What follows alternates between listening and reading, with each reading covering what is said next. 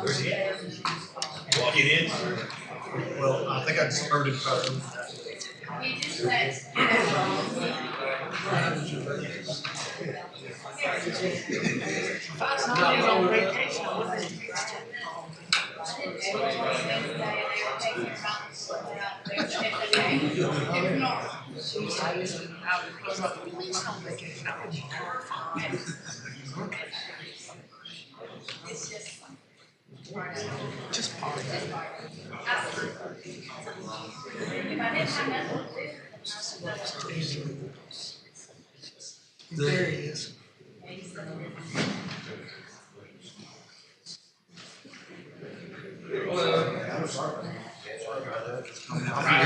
I'll get when I can. I know it's just been a day.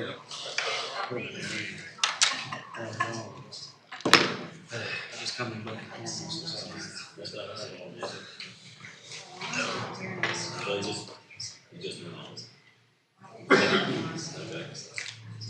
All right, we're glad to have everybody here tonight. Thank y'all. Let's open up our meeting up with a prayer. Lord, thank you for allowing us to gather here this evening. We ask that you bless us. We ask that you watch over us. We ask that you watch over our city, our loved ones. We ask that you watch over our city as we celebrate the 4th of July here at the end of the week. In Jesus' name I pray, amen. All right, first is the work session. And we have a special guest here. We do. We have Miss Ellie and the rest of the Habersham County Chamber of Commerce coming to celebrate. Come up here in the front. We have been awarded a special award. And when Ellie called me about this the other day, and I said, well, perfect opportunity to do this will be at our council meeting on Tuesday, July the 1st at 6 o'clock. And this is where we are, so please take over. Okay, Jeremy, have you come on? Actually, if we can get the whole council. Yeah. This is a great photo op. So tell us what it is, Ellie. So our board of directors, again, I'm Ellie Van Dorn, I'm president of the Habersham County Chamber of Commerce. Our board of directors has voted the city of Demorest as our July member of the month. And I do have one of our board members here with us, Patrick Franklin, superintendent of Habersham County Schools. And just would like to take this opportunity, thank you for bringing the community together every July. Well, thank you very much. Yeah.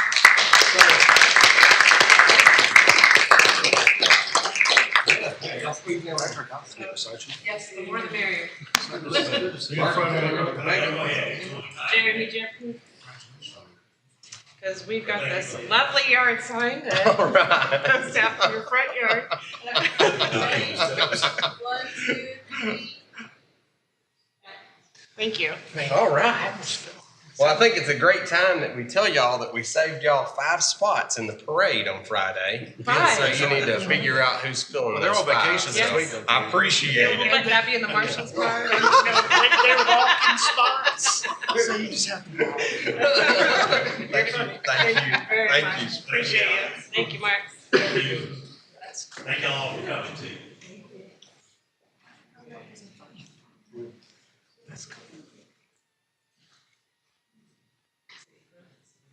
Ellie gets to go back. Ellie gets to go back on vacation this week. Yeah, it's on vacation. All right. Thank you, Roland. Thank you. All right. Next, let's move on to the MOU, or government agreement with Habersham County Schools. Casey, you want to step up here and explain this one more time? I think we touched base on this already. Yeah, well, a few weeks ago, the sheriff was back here. He asked me about joining the school, having us a school resource officer. He said they were thinking about having a meeting about it and wanted cities to get into the school, have a relationship with the school. And they can correct me if I'm wrong, but you have 14 schools and 9 officers in those schools. So they want to put an officer in each school. And we had a meeting a couple weeks ago. Mark was out of town, but me and Megan went. And of course, every city had different questions, and some questions y'all might have as well, which we can answer. I think they just pretty much answered all those questions that they had. But basically what they want to do is they're going to put an officer in a school. And whether they do it for the sheriff's office or someone else or Demorest, they're gonna pay for an officer to be in a school. So for us, it puts us as a city having one of our guys in a school system. I think it looks good on us. It gives us a community relationship with the school. It helps out with our relationship with the school.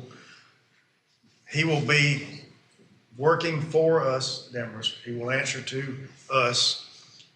We'll follow our SOPs. Of course, they will be working with the sheriff's office and the school board police and training, that kind of stuff, and they need to, because if something was to happen, they all need to be able to be on the same sheet of music. So, but Patrick's here. You want to come on up? If there's anything I've missed, we got an agreement. Thomas has went through it, but undoubtedly I missed something on the agreement. You know, I can't tell you every piece of equipment that we might need, or tell him every piece of equipment we might need. But he knows later on down the road there might be a piece of equipment that we need. He said, For which school? Demorest Elementary. Okay. And he says, send him a bill for it if you need something. Guys, what this is gonna do is he is gonna be in a Demorest uniform. Mission uniform. He is going to be in a vehicle provided by the sheriff's office. And it's gonna be some type of wrap. We'll say something about the city of Demorest.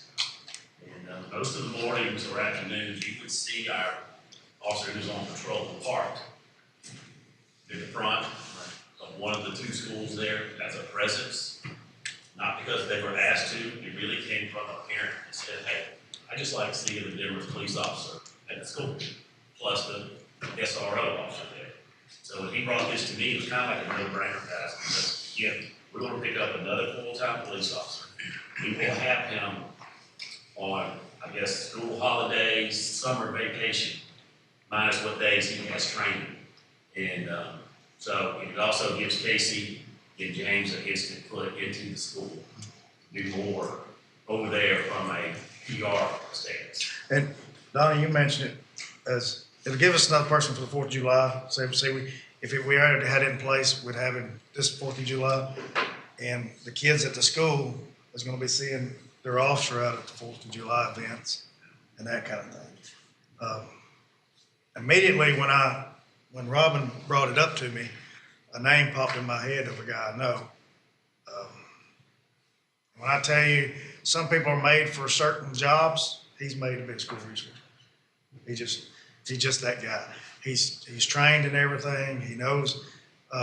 He's already done all the school training, and if we had to start him tomorrow, except for some uniforms, he could go right into that job. Casey brought him in, and I met this gentleman, and everything that Casey said, you could tell when you talk to this man. He's very passionate about school. He's been school resource officer now for 6 years. He's won school resource officer of the year twice in those 6 years. So, really great guy. I've known him ever since I've been in law enforcement. I know his family. And you got to be careful about putting those people you put in schools anyway. I mean, it's just, you got to have certain people for that job, and he's the right person for the job. So we've got all that. You got anything to say? First, I just want to thank y'all. You know, what you do is, you very rarely get the positive. So I want to thank you. I want to thank the chief and the sheriff for being here. It's something that we want, and the Board of Education has put their money behind this to fund an officer in every school. So we're trying to find ways to retain those officers and make that happen. And I think this is a win-win for everybody, our students, our community, the city of Demorest. and the school system. So, Chief, I appreciate your support on. I just had a question I want to confirm. So what about funding for when school is not in session, holidays or during the vacations? Are we paying for? No. No, everything, so all. It's a pass-through, Full 12 months. Yes, sir. We will bill them on a monthly basis. Okay. He will get fuel and charge it straight to the school over there already. Equipment, uniform, all of that, those kind of things, we'll just be billing them. And that's just a system we have to work out with accounts payable and accounts receivables and things of that sort over there. So Essentially, the salary and benefits, you divide it by 12, we paid out 12, and then we'll have other things that come up. Right. Mr. Musselwhite and I've talked about, and we'll deal with that on a monthly basis. And I can tell you that we've had a strong partnership with them, you know, for the past, 14 years. Yes, sir. You know, school safety is very important, you know, to Mr. Franklin and, you know, to all of us. You know, so I mean, it's if I could, you know, recommend it, put my 2 cents in there. I You know, appreciate we've your had a support great, on that. great partnership. You know, it's not anything that's gonna go away, No. you know. That's what I'm about to say. Unfortunately. Some people ask, well, what happens if it goes away? Well, we're in a time in our world that school officers are not gonna go away. Anybody that's got any, I hate to say it like this, anybody got any sense ain't gonna take an officer out of school, any school nowadays. It's just not gonna happen. So I don't see a bad happen for us.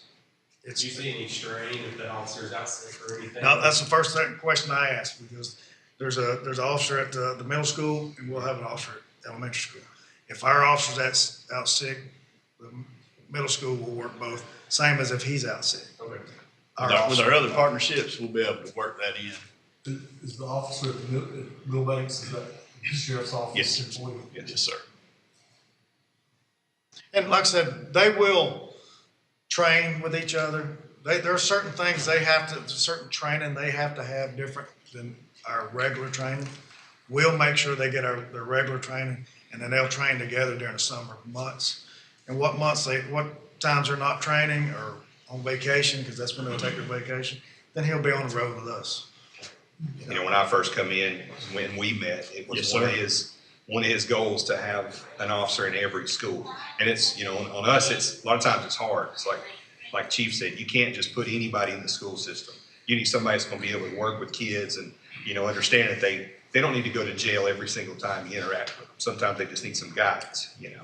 It takes a special person to be an SRO. But that was, you know, that's one of his goals and mine as well. So this is one way to include the cities, the 4 cities, if they're interested to, you know, have that strong partnership. So. Fantastic. Guys, any questions? Any concerns? I have neither of those, but I will say as the former school administrator that dealt the SRO, that was part of my job. They work flawlessly within the school system. If one person's out, you don't have to worry about somebody being at the high school to direct traffic. They're gonna be there, they're gonna be early every time. You know, speaking from the high school and also the Success Academy, they're always out and about. And the students know their names. They know some of the students' names. And, you know, it's hard to know 1,550 students' names. But when you know a good bunch of them, it really makes that personal bond. I cannot wait until, you know, we have a community event and our SRO is there, because it's just, honest to goodness, it'd be just like Nikki. My wife's a first grade kindergarten teacher. Whenever she's at Walmart, she gets more hugs than anything. When this SRO better be able to take it.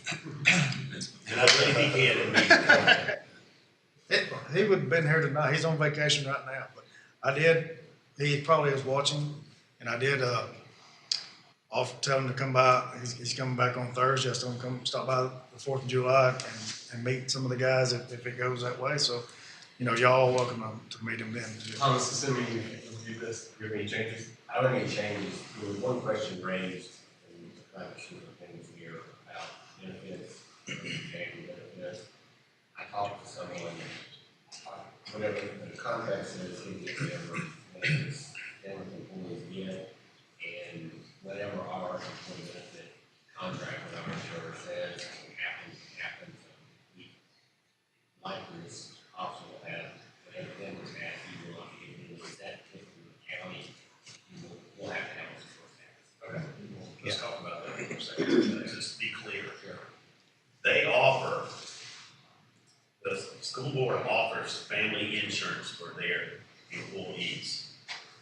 And that is pretty much needed for this officer.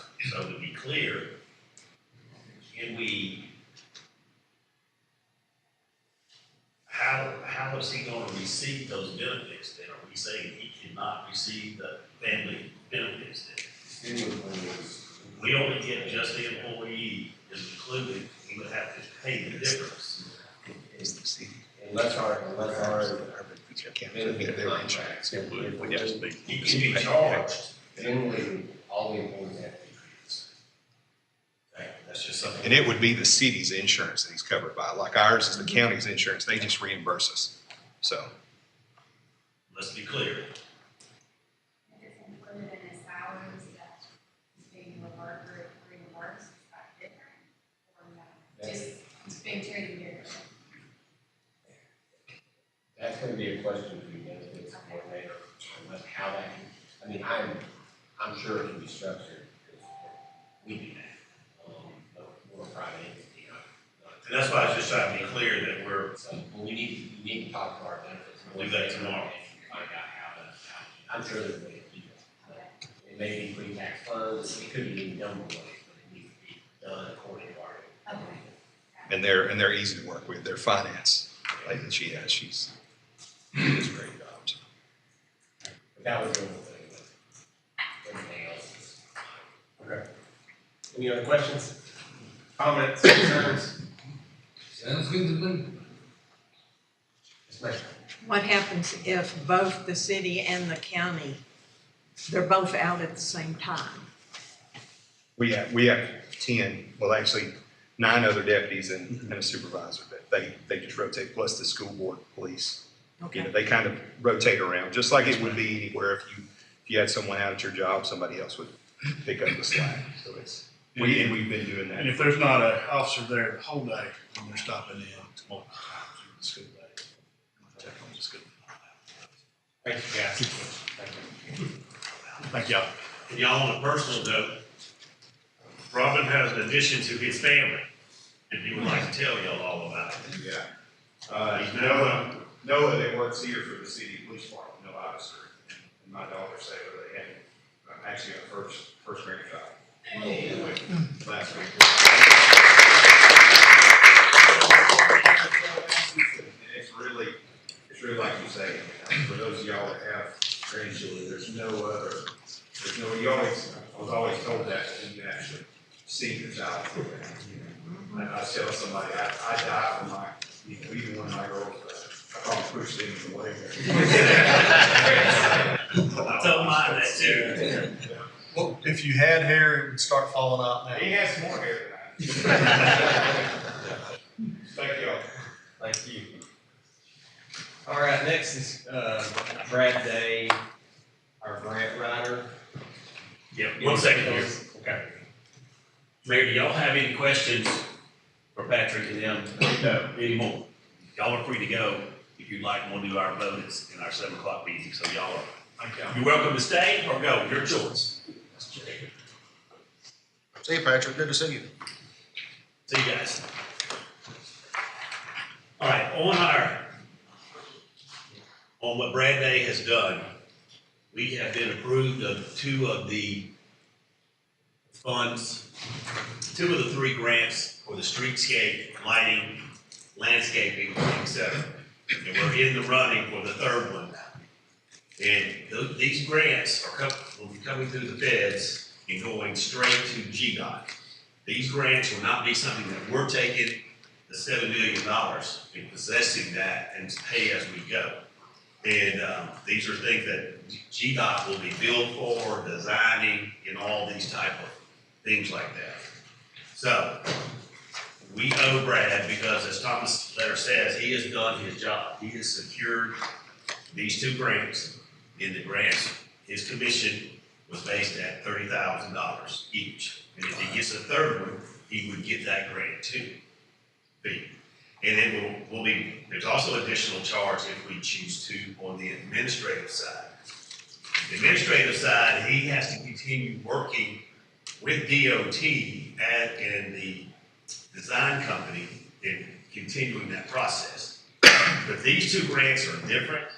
Normally a grant can start can be handled in 16 months, 18 months. But the planning for these two grants is going to take 6 years. 2031 to 2032. Could you restate the total amount of each grant, please?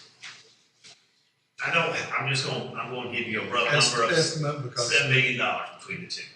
And the last one is about 2.5, so it should be putting us just under 10.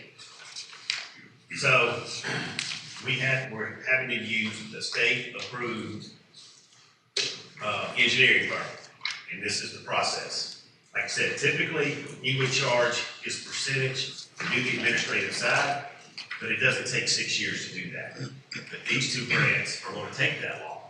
So we haven't quite figured out how to pay him for his administrative services.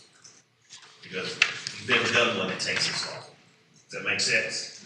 So we discussed, and if y'all approve this, a payment plan of $7,500 per week for 8 weeks to give him his $60,000 he earned. So Thomas's letters and memos in here stating this is correct. His contract is in here too. So is his work on the grants completed? Like even on the third one that we're still in running? That would be a separate grant and a separate commission for that one. We have not been awarded that one.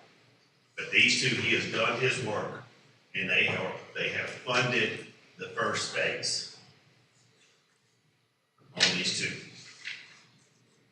Now, we will owe him, got approved the $159,000 for the rubber mat at the playground, but that one falls in conjunction with the Federal Bureau of Interiors for our park grant that is in there.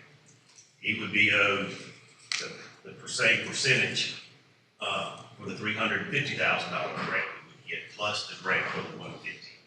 So, but not until the official park grant comes in is anything owed on those before we get those. And then we work on the administrative side after that. So the first two is 8 million, Roughly, yeah, 8 million, and we owe him 60,000 $30,000 each. for bringing us $8 million. Correct. 60,000, City after paying that. All right, hang on one second. 60,000 invested for $8 million. Yes, sir. And that's 100% to answer your question on those first two. What was, I didn't hear the question. He asked how much we would have to be responsible for this, Actually, there's the DOT grants. just to be correct, 100%, they asked us to put in something, and I told them $15,000. Which is also something we had allocated in supplies, so we're stretching those supplies dollars so much further. That would come out of your road, streets, and bridges. What was the payment plan? $7,500 a week for starting on July 18th, July 25th, August 1st, and August 8th. And then the second round would start September 5th, September 12th, September 19th, and September 26th. And I just did it as a cash flow, just to break it up.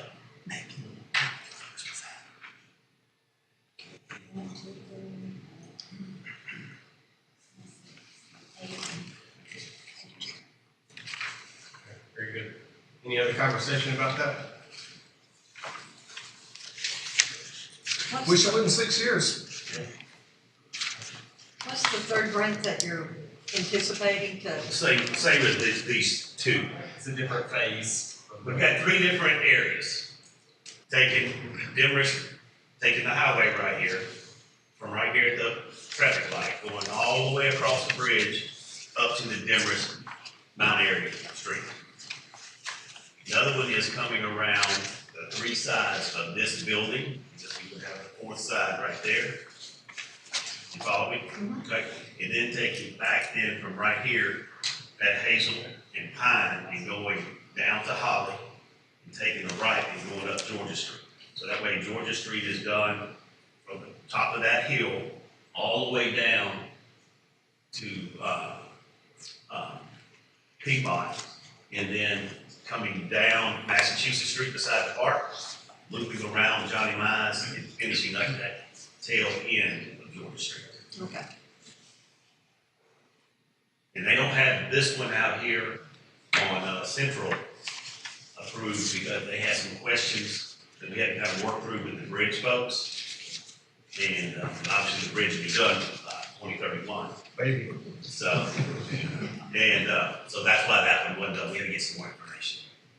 The reason why I'm asking is because in the newspaper, it was talking about the city being out of compliance, and one of the things would be, maybe specific grants and other financial gains from the state. Is the grant you're talking about, Yeah, is so- this discussing this or it's Anything separate? is possible with anything, because again, these have been awarded and funded. It is a timing incident from the time we received the information till I had the time to No, what schedule I'm the meeting. talking about, Anything is possible. Anybody can hold anything from us. no, what I'm talking about, you were talking about a possible of a third grant. Is that Yeah, third three. grant already considered, taken care of? Is it something else that you're gonna have to All I apply can tell for? you that it could, I don't know. We've been approved for 3 grants, 2 from this on the streets, Okay. 1 for the rubber matting. We've got this other grant for here, and then the other grant for the playground equipment. Anything is possible. Okay, I'm hoping it's not. And with staying in compliance, that's what we've been working on, getting the information from the auditors. Because they're sitting right here, they can actually do that from when the we state get to to make sure that we're staying in compliance. okay. So it's an error that we found. We have fixed it, so it won't happen again. I'll have to deal with it in the meantime. I just didn't know if it was gonna be jeopardizing any of the 3 grants you're doing. Anything's possible. Okay. Because remember, I don't want to go down there and ask a question that I may not know the answer to. Wise decision. All right, any other further discussion on this? All right. Next is discussion of amendments to the mobile home and manufactured home regulations. Since we added that zoning class, we needed to add these things. Thomas, what you got for us? The regulations are in your packet. They are based on similar regulations that were in effect in Hall County. And when we talk about the specific provisions, but what this basically does is prohibit moving used mobile homes into the city of Demorest, whether they're being moved into a mobile home park or into an area that is not a mobile home park. And it also requires that any mobile home have skirting and underpinning. There's certain requirements about how high they can set. They've got to be installed pursuant to manufacturer's recommendations, and if there are no manufacturer's recommendations, there are certain regulations for how they have to be installed.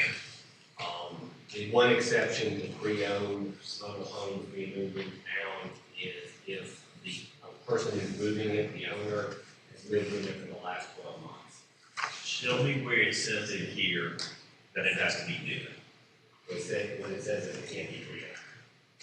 Okay, where's that at? I'm just showing you this is because when I read it, because when I look at the deed, it says manufactured prior to June 15, 1976. So then there's that definition of pre-owned manufactured home. Yeah, any manufactured home that has been previously used as a residential dwelling. And then, so then if you turn over to near the end of it, section 4C,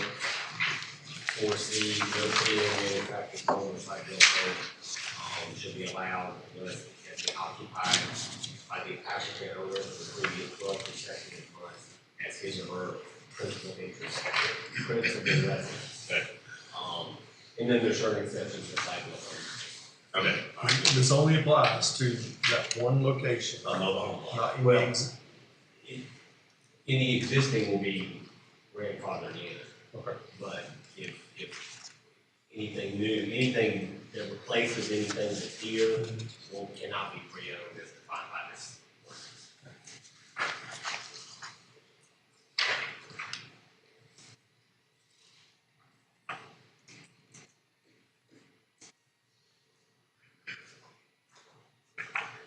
This will be first reading, will have to be, because it's part of our zoning ordinance, it'll have to be a public hearing next month. Second reading and adoption. We'll have our first reading at the city council meeting next, right now. At the voting session. Okay. And then the public hearing. We'll have to advertise it. Is you gonna call this a first reading right now? Thomas, can we call this a first reading as we speak about it right now? Or do we need to add it to the voting session? Add it to the voting Okay. And that public hearing be in August. Out of an abundance of caution, it's a requirement, out of an abundance of caution. Thank you. So the public hearing would be in August. Yes, sir. Okay. Let's see what the first Tuesday is. Second. August 5th. August 1st is a Friday. So August 5th.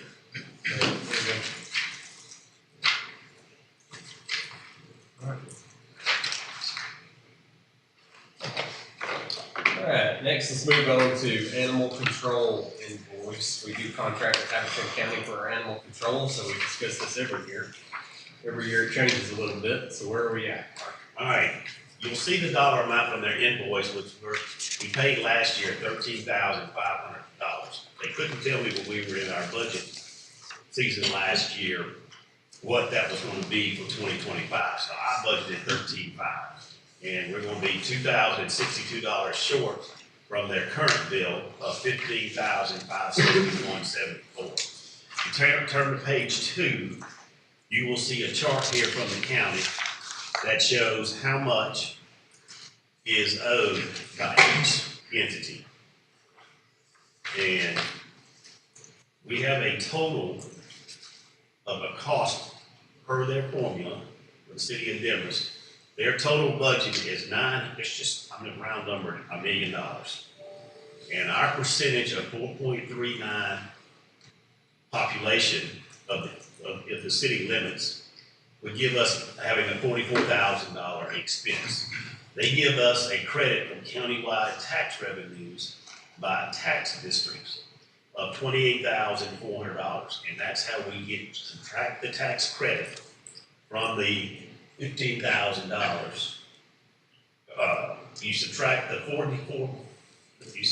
$44,000 in our cost from the $28,400 from the tax credit to equal to the tax amount for the animal control of $15,000. That is how that was calculated. As many times you explain that to me, or anybody If you can, see- it still doesn't make very much sense to me. It seemed like it'd be easier funding mechanism for that for our county. They if we came just out had a with separate this. bill. Yeah, they came out with this in 2024.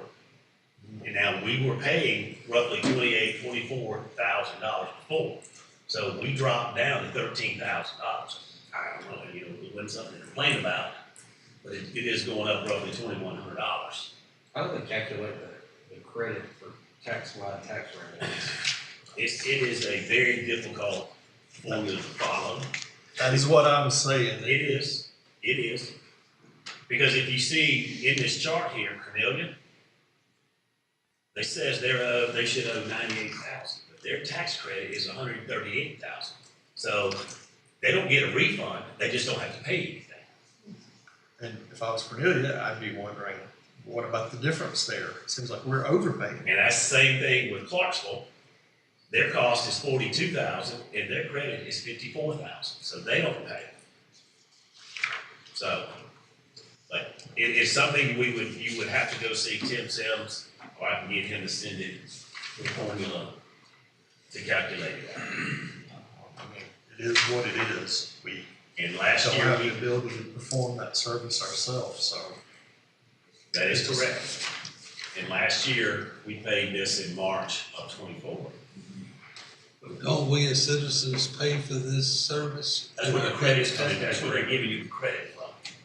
They don't have an actual separate millage on your tax bill. But I mean, it's understood that everybody pays, when you're paying your county tax, it's understood that some of that goes to animal control. But we don't know because there's no separate mill like there is for the hospital line or EMS or anything. And if we don't wanna pay it, we then have to provide animal control. And the county says that they're subsidizing their other portion of it by the insurance premium checks that we get in, the commission off of that. What do you call that? Franchise fees. Franchise fees. And then our franchise fee comes to us, and that's how we pay for it. That is the explanation. When we go to the financials, I'll take y'all through the income statement and show you where it is in the budget.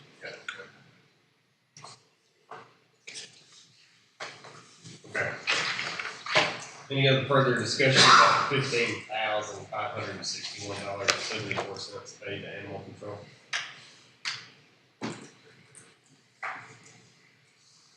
All right. Next is discussion of the fire department. Mark, what do you have for us?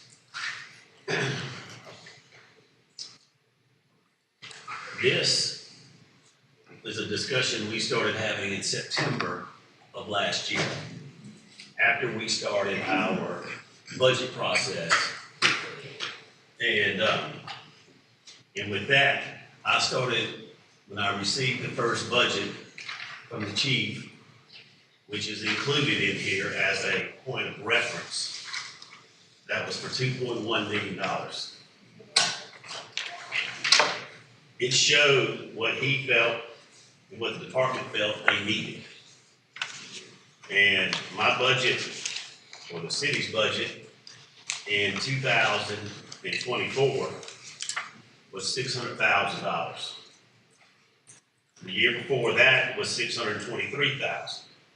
In 22, his budget, the fire budget was $512. And in 21, the budget was $532. And then Dave proposed 2.1. I asked Dave to work on that. He came back at 1.1 in round numbers. And then we settled at $792,000, which is a $192,000 increase or 25%. And Was an increase over previous year budget. correct. And what I was telling mayor and council and the public in September of last year, if we're going to have a fire department, some tough choices are gonna have to be made. And we can't fund 2.1 million. I can't fund 1.5 for a new ladder truck. I can't fund the funds for a new rescue truck. Let's talk about why we need it funded that much and why we can't just keep the budget where it's at now. And that's due to what reasons, ISO reasons? Well, ISO, from things that Dave has told me since he went to his meetings. Remember those meetings, Dave, when you came back with that new stuff? Okay. And we had a Zoom meeting with the ISO guy, and he says, you're gonna have, first question out of the box is, do you have 4 firefighters on duty, yes or no? If the answer is no, discussion's over. We're not going any further with your ISO inspection. You're 10. Okay? I have, in Dave's report for this past month, 2.33 calls on average for the month of May. And I want to say maybe 2.56 for the 5 months of this year. Well, you have a couple options laid out here in your email that you sent out earlier and in our packet. Starting with option A, what are you looking at? Going through those. Let me say this. This is nothing personal for me. This is telling y'all the facts, and I'll get to what you're asking for. Okay? And all I'm doing as part of my job is to continue the vision that y'all have for the city of Demorest and to be financially sound in my recommendations to y'all, and to make sure we're prudent with taxpayer dollars. So I've given y'all 4 or 5 different options, and I think some folks have taken this personal, but not from my side. It is a decision that you four and the mayor make. And I have no say so but to bring you the facts. And unfortunately, the numbers don't lie. So, one of the main things I've told anybody since this discussion, show me a funding mechanism. Show me a funding mechanism. We're going to vote in November to renew a SPLOST. But that SPLOST, if it's approved, doesn't start until April 1st of 2027. We have to commit to the various projects in the month of July, right now, for those funds. But you can't start accessing those funds until April 1st of 2027. If I go out and buy a fire truck, how am I gonna pay for it? Because I don't have a funding mechanism approved yet.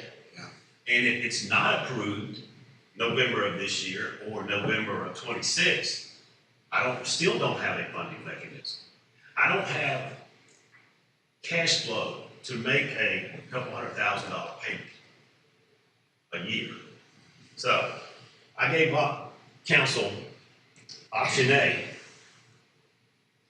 of the different budgets. If you want to fund somewhere around a $2.1 million budget, show me where the funds are coming from. So I gave Jimmy in the month of May, I believe, he made the comment, fund my, may not say it the exact way, but fund my fire department. And I said, well, I'll give you some options at the next meeting. And I showed mayor and council and in the meeting, 3 options for a millage rate increase. I said, our millage is 7.16 and it generates $475,000. I said, if we want an additional $500,000, that mill is going to roll to 14.60. If we want an additional 750 plus the 475, that millage is going to 1834. You want an additional $1 million plus the 475, that mill is going to 22.08. On a $200,000 house, the 22 mills will cost you $4,400 a year. On a $750,000 house, that's going to cost you $17,000. That would just be city taxes. And that's just city. So in that meeting last month, I showed this to everybody, and I said, we will set up a town hall meeting for y'all to come out here and sell it. Jimmy thinks he can sell it to the public. And I said, who wants to come to this meeting? No.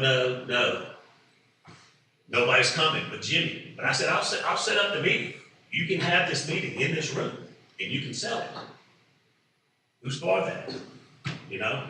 So don't see that being an option. The next one was a fire fee that Dave proposed, that all the properties would be charged subject to square footage type of building and so forth. And that would average out to about $308 a year. And it would bring in $508,000. This fee, this fire fee, there are several cities and counties charging this fee. And I'll let Thomas bring y'all up to date where it's at being shot down. And typically it's going to end up in the Georgia Supreme Court. So with regard to fire fees, it's not a both and with regard to funding it with a fire fee and ad valorem taxes, it's a either or. So if you charge a fire fee, you don't add the revenue from the fire fee on top of what is being paid for by ad valorem taxes. The fire fee structure generally is under extraordinary pressure, especially in a number of jurisdictions in the southern part of the state. There's a couple of law firms that are making a cottage industry of challenging these things. There's at least half a dozen lawsuits, two of which are fairly far along the class action status, one of which will probably reach the Georgia Supreme Court in the next year and a half. Frankly, both GMA and ACCG are recommending against any jurisdiction moving to a fire fee structure at this point in time until this litigation sorts itself out. And if it is shot down, these cities and counties are gonna have to refund this money back to all who paid. Depending on the nature of the claims. That being said, that's not an option. Jerry and I met with Piedmont to discuss a student fee. Twice, no matter if they're on campus or they're online. That got shot down. Well, I don't know if it's shot down, it's just not functioned past our meeting. They indicated there's an increase of $100 on tuition that student may not return. Yeah. So, take it for that one for what it is. I don't see that as a reliable number, because if we're going to get enough money to fund somewhere with the current budget and the additional funds, I think Dave's gonna need to be in that $1.7 million, $1.8 million range of a budget. And that's $1.1 million increase. And again, I'm not opposed to the fire department. I'm opposed to not having a funding mechanism to pay for the fire department. Now, we discussed last year, do you want a water and sewer department who generates all the money? Or something that needs to eat the money, but doesn't make the money? And I understand public safety is not about dollars, it's about safety. But I have to be realistic to y'all five and say, I can't fund this. Now, and the last option is keep right where we are, keep muddling along, with people requesting every day additional equipment, turnout gear, all these things, and ISO coming, for when they're coming. So you have these basically 5 options, and y'all gonna need to pick something, because we start budget next month. And Dave's gonna need to look to see, can he fund $1.7 million or so budget by me? And as of right now, I cannot. So let's run through these options one more time. So we have option A, right in front of us, which has several different options on there. Either go up on the millage rate to cover a 2.1 budget, go up on the millage rate to cover a 1.012 budget, or go up on the millage rate.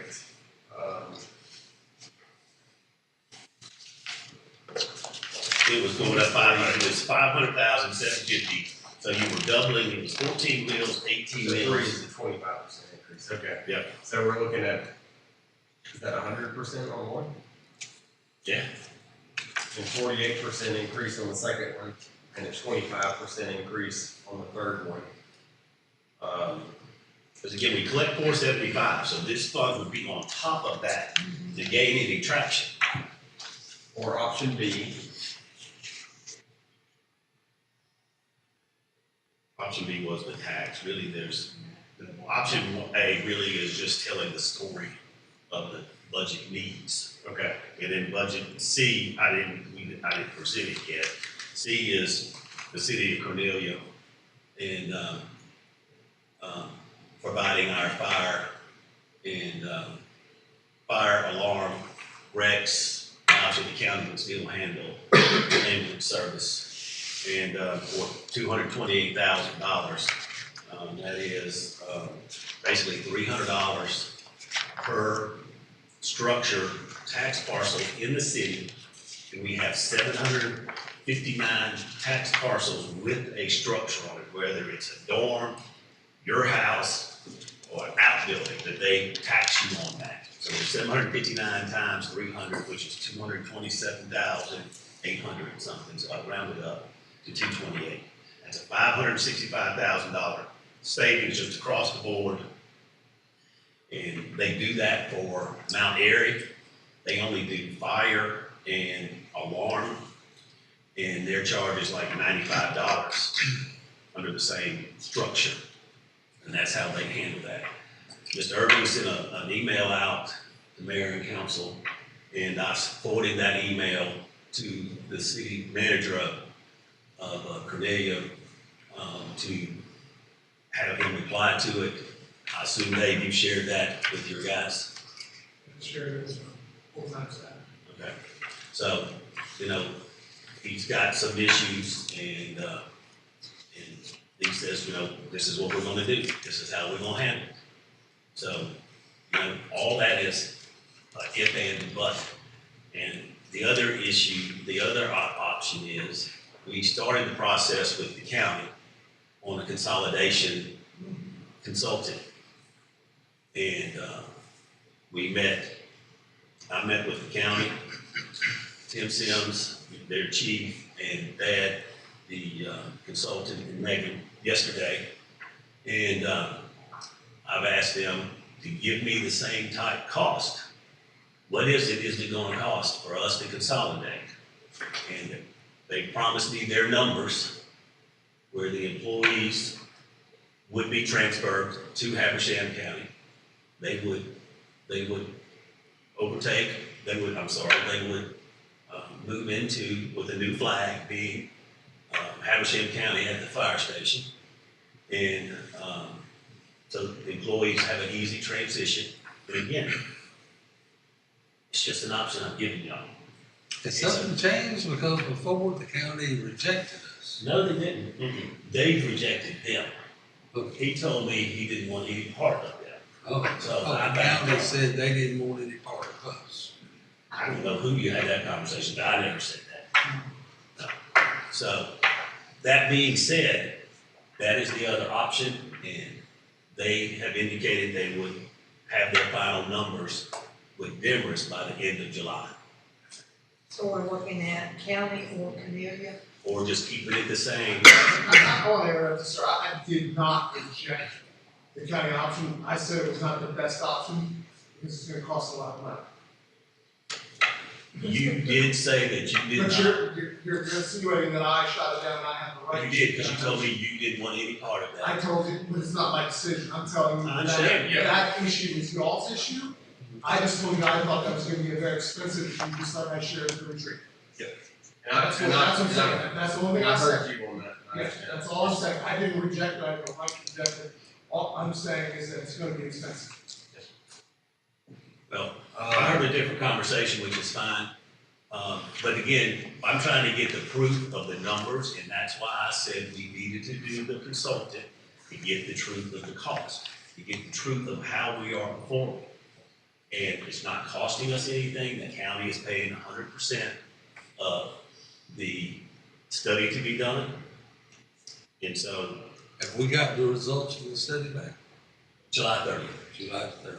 Are we gonna have a meeting right after we get the numbers from the county? Well, we got our meeting on August the 5th, will be our council meeting. I just haven't planned anything, because I need to get the numbers and make sure we understand the numbers. But yes, that would be the point, would be just like the council meeting next month, if everything goes as planned. In the meantime, if y'all would like, we can schedule a town hall meeting in the month of July. Because again, I'm not telling you not to have a fire department. I'm telling you, I don't have the funds to give y'all a budget for that. Well, if we have a town hall, we need the information from the But then county. we may have to wait, but I'm just giving y'all options if people wanna have this, because again, it's about funding. That is the only thing this is about. And then option E, you have outlined, just to leave everything as it stands, and just our budget where it is today, and keep rolling on, waiting on ISO to come, I guess, stands. Right? And at that point in time, are we putting these firemen in danger by not having proper equipment, proper trucks? Are we endangering the citizens who is calling for the public safety? I don't know the answer to that question. We've But been doing that for years. that doesn't make it right. No, it's not right. That's why we need to start working on fixing it. It's what The numbers you're talking about, I believe, are skewed. You've made it as far this way as you can possibly make it, it's gonna cost this, this, and this. Give me an example of what I did with that. What did I provide? Are you talking about the budgets are skewed? Yes, Those are Dave's budgets. no, the The numbers you 2.1. gave us. Well, tell me You're what, talking, what you're talking number? about our tax is going to 24 mills, 22. 22 mills. But how did I do that? I No, added $1 million. you're saying you need this, and that's what it's gonna cost. You're gonna have to give me some more explanation. I'm than trying this. to, but you won't let me speak. So, Alright, this, like I said, did not happen overnight, it's been years, and it's not gonna be fixed overnight. Right. What I'm saying is, we need to turn the city in a different direction and start working on these issues. We need to start funding this. We can start with a, truck, What kind of truck? $80,000, $90,000, rescue, you know what kind of truck.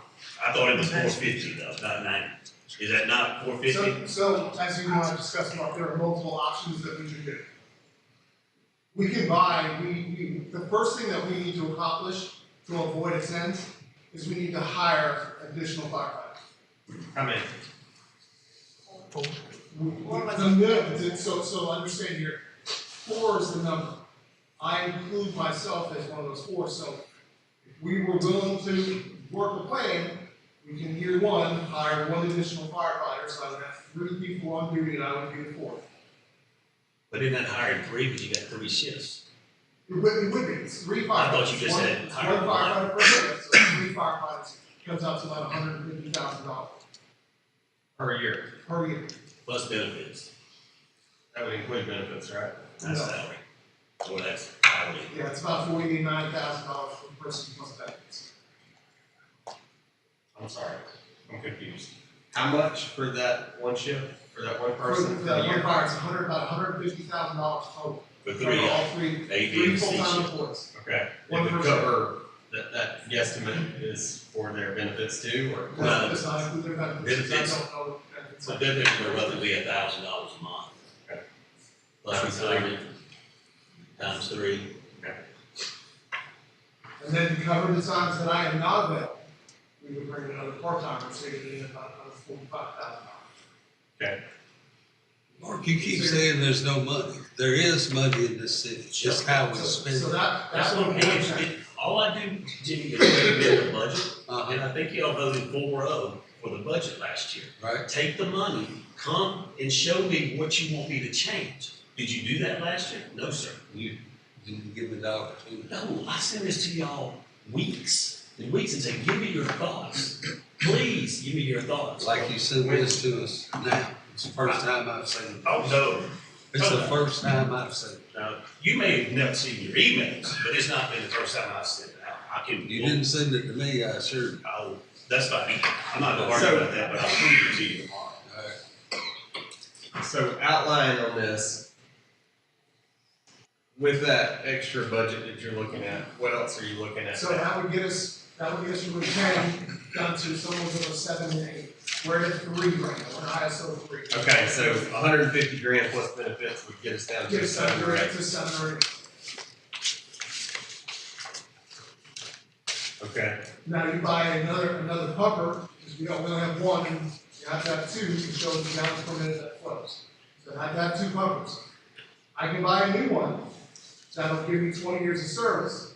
And you can buy a used one for $100,000, maybe spend $25,000, $30,000 to get it fixed up, and I still have that second pumper, so $130,000 for. roughly. Then I need a pickup truck, because we don't have a ladder truck. It's all part, we can avoid the ladder truck, because we have an automatic agreement with Cornelia for their ladder truck. But we don't get full credit for it in the city. The way to solve that is to buy a service truck, which is a rescue truck, a new one, for $450,000. But we can buy something used for $125,000. That's a pickup? A pickup basically with a slide out bed with a camper shell on it, what body on the back. Which is roughly how much? $125,000. Plus outfit. Comes about $10,000 and had the equipment. I 135. had a large chunk of the equipment on it. Because I had a ladder truck sitting there that had this fully equipped, and it's nothing on it. It's not a service, I have all that equipment. Okay. And adding a pumper and adding a pickup, how do you think that would affect the ISO? We would come down closer to 3 or 4. If we had a ladder truck, we'd probably get 2 or 3 songs there, but that would be stuck over 3, probably 4. Based on the numbers. Can I ask a question? Sir. The red truck that bought a few years ago, for that reason for rescue unit, why don't we put that in as a rescue unit and get a used vehicle for the teacher out there? I'd say go with that. So can I address that? Huh? Can I address that? That truck Oh, doesn't yeah. have the space to carry the equipment required to carry for a service truck. Very what? It does not have the compartment space and the space to carry the minimum equipment required for service truck. You can't put a slide in front of It it? has a sliding room, not fit 4 air packs, 4 spare bottles, a generator, 2 chainsaws, What size 2 pickup, ladders, and will that fit on that truck? what size pickup you need? I need like an F-450, F-350 with a long bay.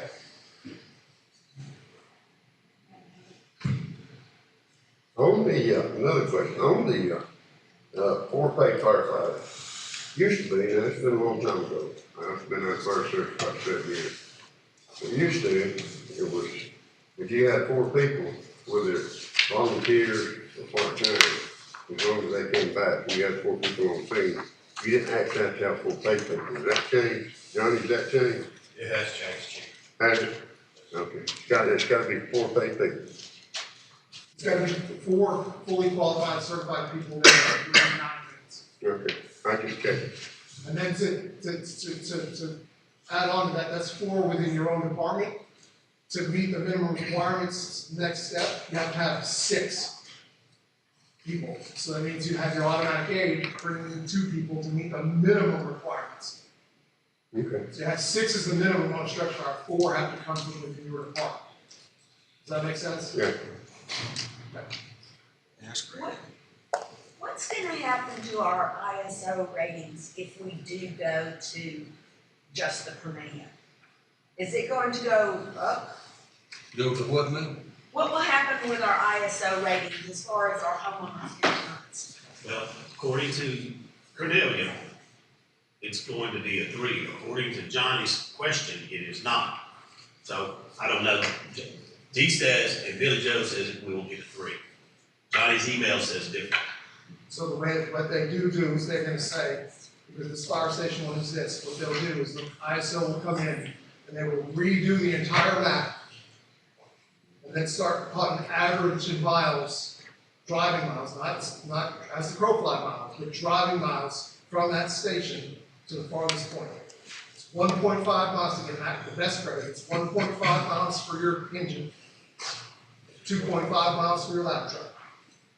So anything beyond that range is gonna get, is gonna lower that point scale, which will lower the points. So it could, in theory, lower their rating too. Yes, and it'll affect Clarksville and it will affect the county. So if we went from a 3 to a 10, how could that affect insurance? Would it double, triple? It could double, triple. Or you may not be able to get it at all. I mean, I'm just asking. No, that's a fair question. Because it affects me too. And that's what scared us all to death, you know, is those first initial ISO meetings that you had that start saying that if we don't start funding more money in the fire department, what are we gonna do? Which opened up the door to talking to the county when they brought up those conversations and then looking at all these things. So all of those has been conversations of looking at every single option. To know that we, the city, are spending taxpayer dollars like they should be spent on focusing on safety and focusing on taxpayer dollars. A lot of people have no idea about ISO ratings. A 2, a 3, a 10, how it could double, triple, quadruple your homeowner. So a little bit more in taxes could save thousands of dollars. Yeah, that's just it. That's what I was thinking. You know, why not pay a little more in tax than to give it to the insurance company? I mean, that's just. That's the point I'm making, is yes, this is gonna cost some money. This department has been neglected for the last 10 years. We'll wait till next year, we're down to 1 engine and 1 service truck. Our ladder truck is out of service, our white truck is out of service, our black Tahoe has over 200,000 miles on it. Because this council, not this council, but the city council has ignored the station for so many years. Now it's time We kicked the can down the road, we're in the cul-de-sac now. We're gonna have to put money in this. See, Jimmy, I couldn't agree with you more with that, because you're 100% right. Dave, how accurate was that ISO in your interpretation once you got here and reviewed it? When I first got here, sitting at a 3 with present points, I was like, because we were, I'm gonna be honest, when we first look at it, we were only, in the grand scale, half a point away from going to an ISO 2, improving it, making it better. But when you actually look at the report, a lot of it was just inaccurate information. A chunk of at the time of our ISO ratings, a chunk of it was done via the internet because of COVID. They did the final part of it, they made one visit, quick visit to the fire station. Big chunk of it was done. Because Dave thought he was gonna be able to do a little bit and maybe get us to a 2. But once he read through that document and falsified statements of equipment and things of that sort that they said was here and doing because of COVID, they normally come and make you prove everything. Well, they couldn't come out. So they just believed them. And that's why the new CEO says, we're going back to the old days. We don't take anything because it's on paper. We gotta see it, we gotta understand it. Because it's only what, less than 5 stations or so now that may be a 1 in the state of Georgia. For the longest time, it was just making it. It's not, I think that, it's increased, it's like 25. Okay, all right, good. So this is all, Jimmy's 110% right. He is talking about funding, a funding mechanism to do this. I mean, it's no different than the school system saying, we wanna put an officer there in case something happens.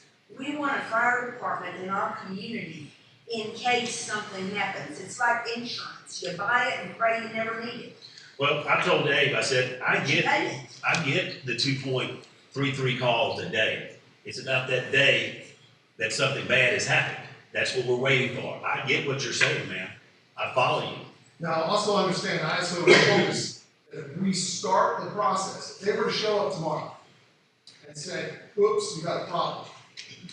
Understand, they're gonna send the city and myself an email, a letter saying, it's a 10, you're really bad. You've got 1 year to come back to us and resolve these issues, and they're gonna tell us what the issues are. If they show up tomorrow, hypothetically in part 2, if we've already made the attempt to say, okay, we're adding a person, and we're gonna buy this truck in 6 months, and they have committed to that in a resolution, per se, to say that we're doing this and we're gonna move forward, ISO will back away and let us continue to rebuild the department.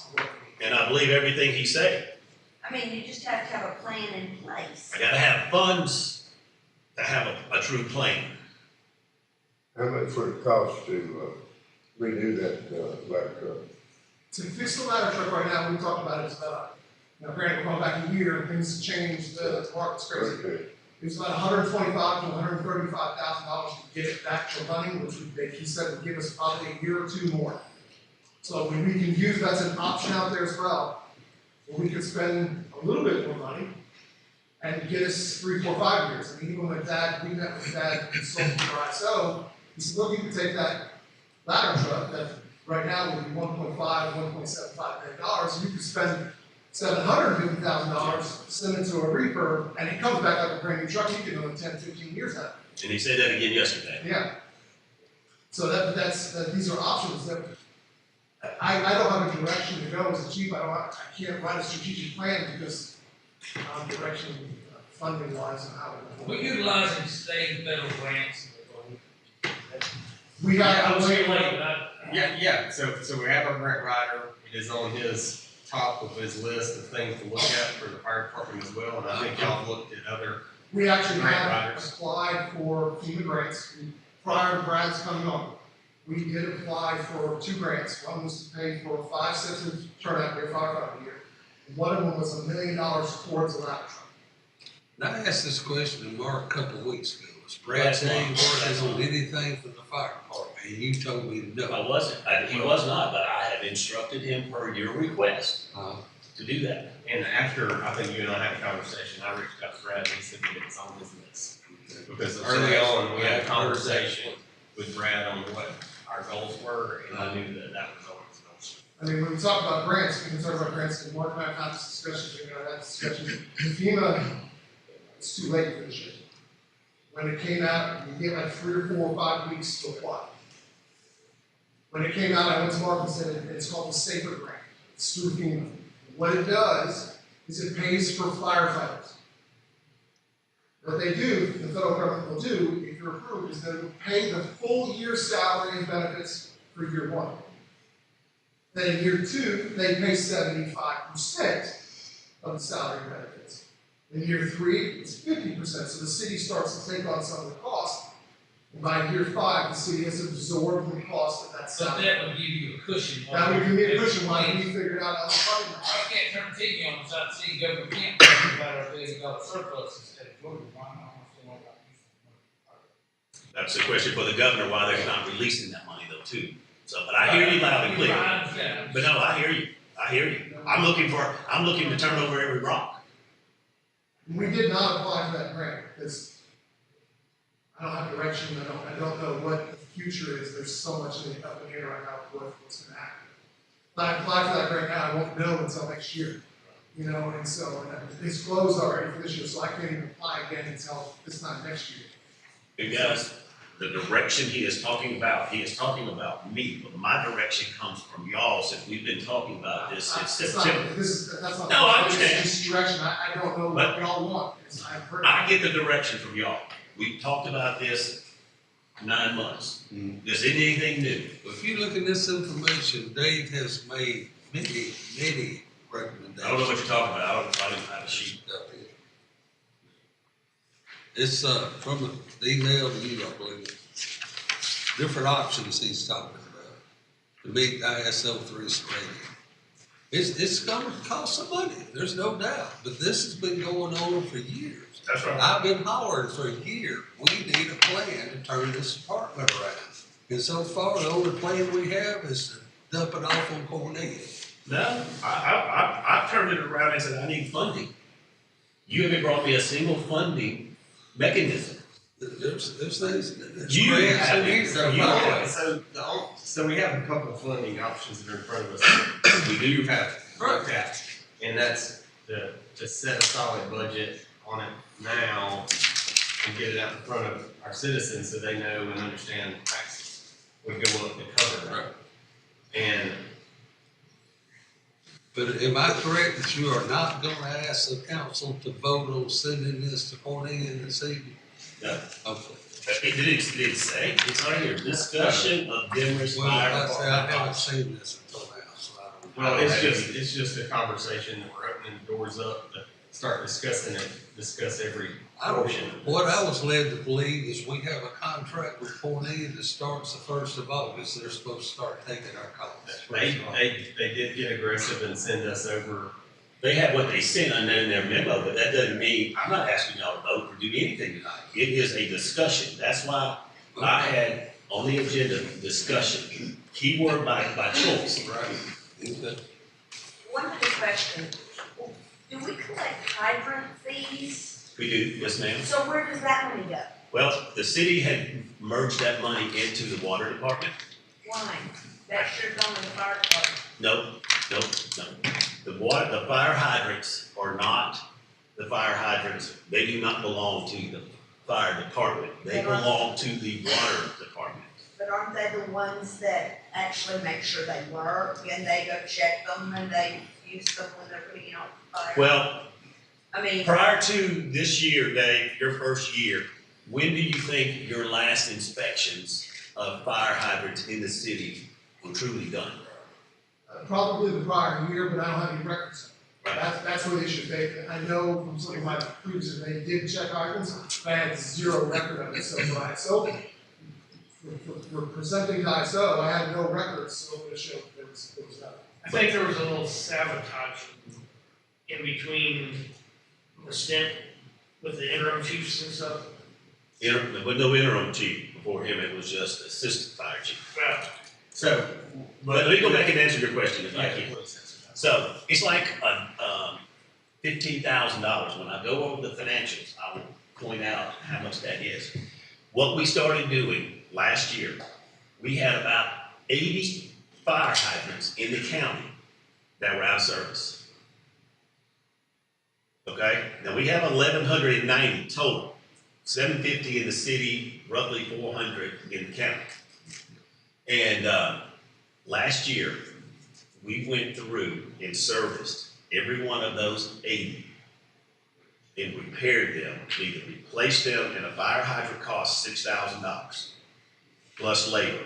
And we replaced or repaired. This past January, I paid the final invoice of the city did about $35,000. And they pretty much cost about $1,000 a piece to repair. And it was a $6,000 cost. In January 1st of this year, I started a new program with the fire hydrants where I now transfer that money at the end of the month into a separate fund that pays for the maintenance. So we are currently, and have been, we are weed eating around 1,190. We are oiling, changing, painting every one of these right now. And this fund will reimburse the water department for this cost of the labor doing this. And we have probably replaced 8 so far this year. In the city, when the water department was started, water was for fire and drinking water in the cities because of the close proximity. In the county, it was not for fire at all. It was just for drinking purposes. So the county does not have the appropriate, they may be 1,000 feet apart. Where in the city, they're 500 feet apart or less. So those things are now being changed, but our water department pays 100% of those. Our water department, Brian has a hard time when anybody messes with his fire hydrants because they can cause problems.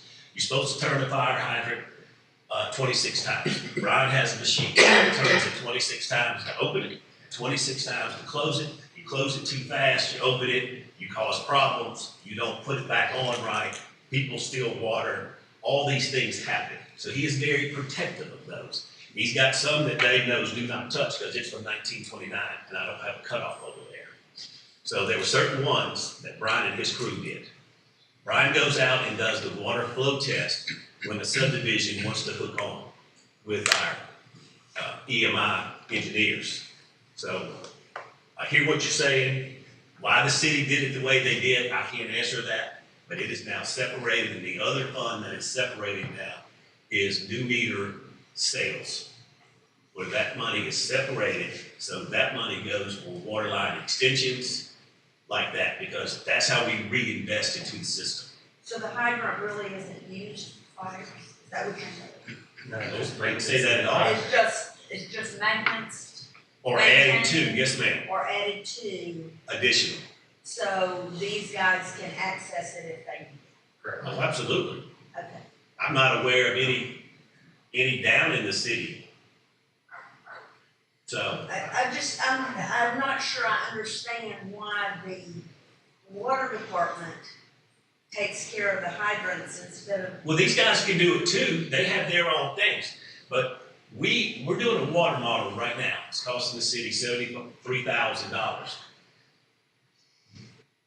Brian and our water department is working hand in hand with their fire department for their ISO, where we're going out and assisting them in doing this so it's done and maintained correctly. Brian is hands-on with this. With the county or with these guys? Well, we don't need this, but we will have the water model done for the city too. But they're working with they'll get credit for our water model with their ISO and the information that we're updating right now. So it's with the county, right? That's with the county because they're up for their inspection. So why are we paying for it though? How much did Demorest runs like what, 70? That's like $1.15 or something, $1.85, something like that on your water bill.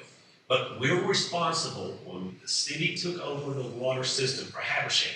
It took over those fire hydrants too. Okay. But the city didn't maintain, didn't fix, or we didn't have communications like we do now, getting these lists. Things are different now, that's all I can say. Ma'am? They didn't do their job. I don't know. Who knew what their job description was back then? I don't know, but we're doing it now. And that's one of the things that Dave will be able to put in his report, the county will be able to say in there, what is your maintenance program? Here's what it is now. I got one guy doing it, all those 1,190 by himself. He can do about 10 a day, so 50 a week. And great point about those hydrants, and also we're in a great spot here in Demorest as citizens, because our budget is how much a year? For taxes, what do we bring in on taxes? $475,000 a year in taxes. Meaning that the rest of that is funded by the water department. And just transfer from the water department. We'll transfer roughly down from 1.8 down to roughly 1.2, 1.3 is what the budget is.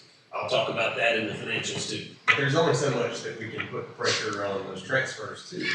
So we've We're got to cutting max that out those because we need to start reinvesting and replacing water lines and doing those things. So the water department basically keeps us afloat. Everything is great. We sell water, that's what we do. Sell water. So we need to make sure that we're funding that water department, and make sure that we're funding the rest of the city. And keeping those transfers at a minimum, replacing water lines, looking for other sources to keep that pipeline going. And we have our retreat on July 19th, just on water and sewer on a Saturday from 9 to 5. And all these discussions of numbers will be discussed on how much we're reinvesting back into the system.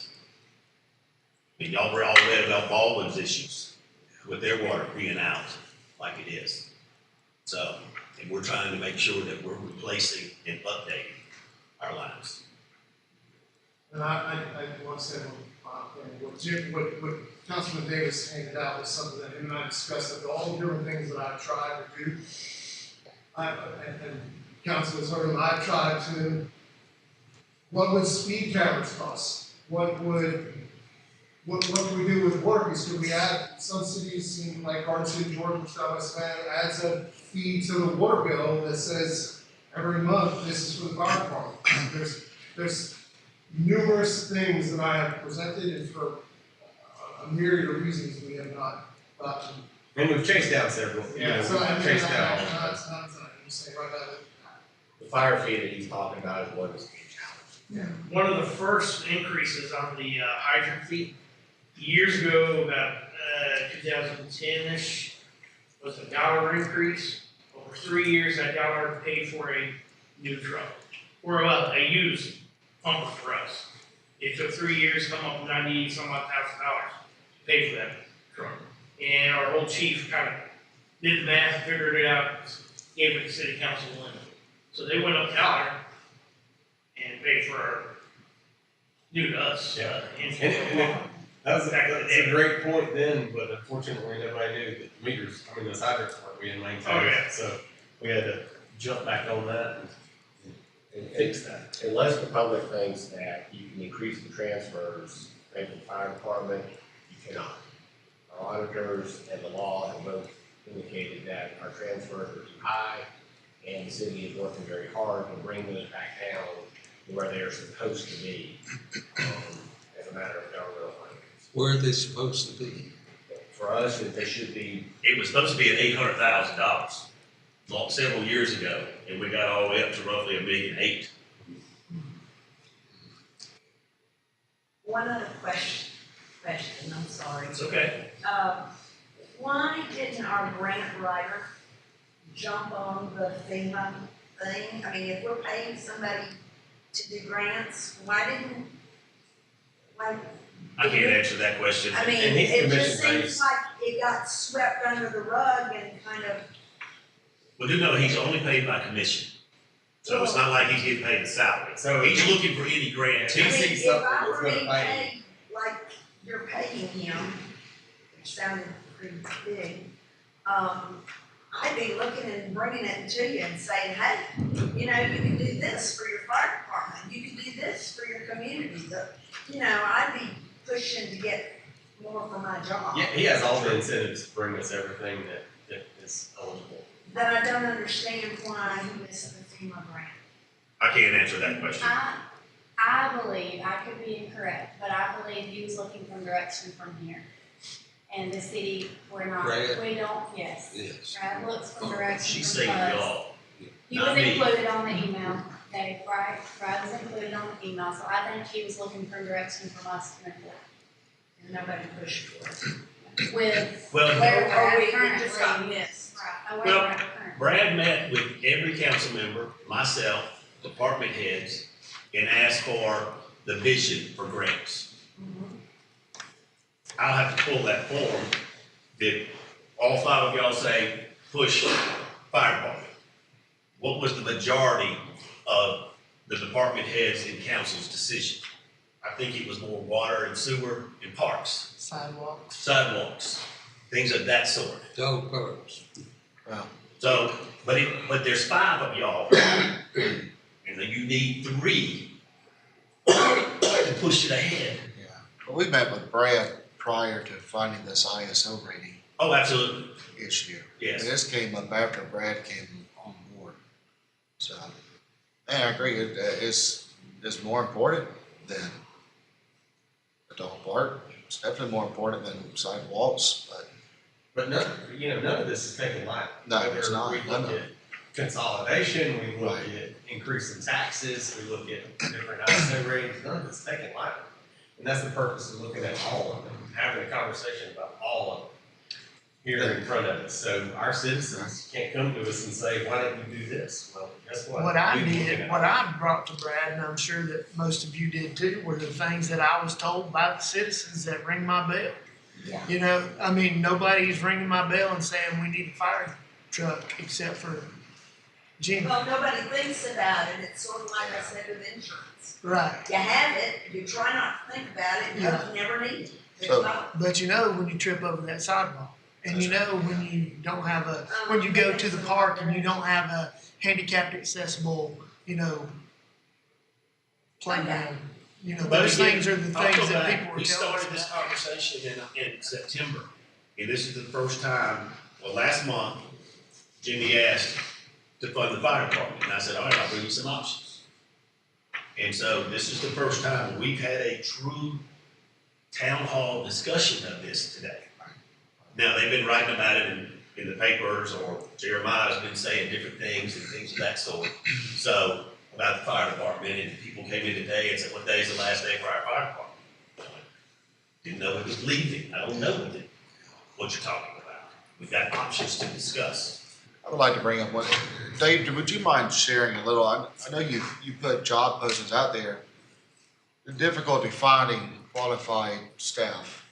It is difficult to find staff to work in the park. That's a nationwide issue. So when you do find, oftentimes, I've been very fortunate. I've got some of the best guys I've ever worked with in my career, and they've helped me do a lot of recruiting and helped me find a lot of good people. But it is tough to find good firefighters for them. So you have to, when you bring them in, you have to spend the money to train them, and that can be, 3, 4, 5 months of salary before they ever hit the truck. That's when they go to class. Right. So there's an expense there. I've been fortunate that my guys have been very good at recruiting and go out and find good people. I'd say our stations are a little different. A lot of stations have all full-time people. Right. We only have a few full-time, and everybody else is part-time. Which is totally different, which, you man with all full-time, but that double or triple the, Salary and the benefits, yeah. How long has the ladder truck been in this type of condition? So we took the truck out, it's probably been 8, 9, 10 months. And probably been 8 or 9 months we took it out of service because of safety issues. So it's been sitting there for 8 or 9 months, I don't know exactly. When did the city buy that truck? The city bought that truck, Chris, for about 12. about 12 and it came from Ford. They towed it back up here. I remember that. They It towed it was out. used, it came from Ford about 2011, 12-ish. It had a few electrical problems, alternators and stuff. The bugs were worked out, it's worked pretty well up to the last 2 years, 2.5 years. And it started getting a few bugs. And then, I believe it was about 9 months ago, it stranded on the side of the road. For no reason. They worked on it, messed with it, and all of a sudden she went running. And she's cursed by something now. Dave, didn't you tell me that this list of repairs dated back to 3 to 5 years? Yeah, that's correct. So every year, again, we go back to ISO and the National Fire Protection Agency, those are the two things we basically rate ourselves on. Both of them want you to have your ladder inspected. What that means is a private corporation that we hire comes out and they test the ladder, they test every functionality to make sure it's a safe and operating ladder. It has failed for the last 4 or 5 years. So when I got here, I didn't have records, and we talked about that, Councilman. There were a lot of records that were just gone when I arrived here. So I, going through, started figuring out what was going on, found out, oh, well, we need to make sure that we get our ladder tested since that on the records. And lo and behold, when I found the company, they said, oh, yeah, you've been due for, a year and a half, but you have failed the previous 4 or 5 inspections. So I had them come out, so it was up to date, and it's still failed. So that's where we then contacted several companies. They said it's $130,000 to $150,000 to bring it back to where it's. You have to pay attention every year still. Yes. So we've known about this ladder truck at issue 8, 9 months. 3 to 5 years back. I don't know about week. Well, I know what you're saying. When were these grants planned? When these grants that you've got Grant grants? started in September of last year. Okay, so we got the grant, we knew the ladder truck had issues with it, so it kind of sounds like somebody's passing the buck. For many years. Well, I'm really looking at you, Jimmy, because you keep saying it's been kicked down the road. So why didn't you go and make mention 1, 2, of a 3, grant 4. when these grants were being talked about? And I will say, with my conversations with Brad, he has said numerous times that fire department grants are very difficult to obtain. They're difficult to obtain for equipment, because everybody needs it. They're difficult to obtain for the men, because everybody needs it. And they're looking at those fire departments that got wiped away during hurricanes and things like that. So those are the ones that get funded first, not the ones that are operational. So I think in his eyes, in this commission eyes, maybe those are tough to go after. Well, what I'm looking at is we could have had a grant already been in the works for it. And we're talking about millage rate that the citizens are going to have to basically foot the bill for. Because you're basically a $200,000 house, you go up to 22. We just had that last year in October where we went up 1 from 6 to 7, now going up 22. I'm looking at probably 1,500 to 2,000 of a tax increase. That's pardon my words, that's a hell of a lot more than what I'm paying for county. And you think that if y'all are going to do this and stick it to the taxpayers, I don't think he does, for at least I'm not. I'm out of the city. This sucks. It's a great conversation because we're putting this out in front of everyone right now. Whether these options, laying them out at everybody's feet for our citizens to call these. But you're talking about citizens that the majority of, I was talking to several people up and down our road, you're talking about retired citizens living on fixed income. We can't pull it out of the yeehaw to be able to pay your millage rate. One thing to keep in mind, and Dave alluded to this, grants for fire services are not long-term fixed. And one of the things that is rarely discussed, a significant portion of Demorest property is tax exempt. People have the largest property owners in the city pay no property tax. Schools pay no property tax. Hospitals pay no property tax. And so all of that burden, and those are facilities that need fire service. Which us as mainly retired citizens are foot the bill for.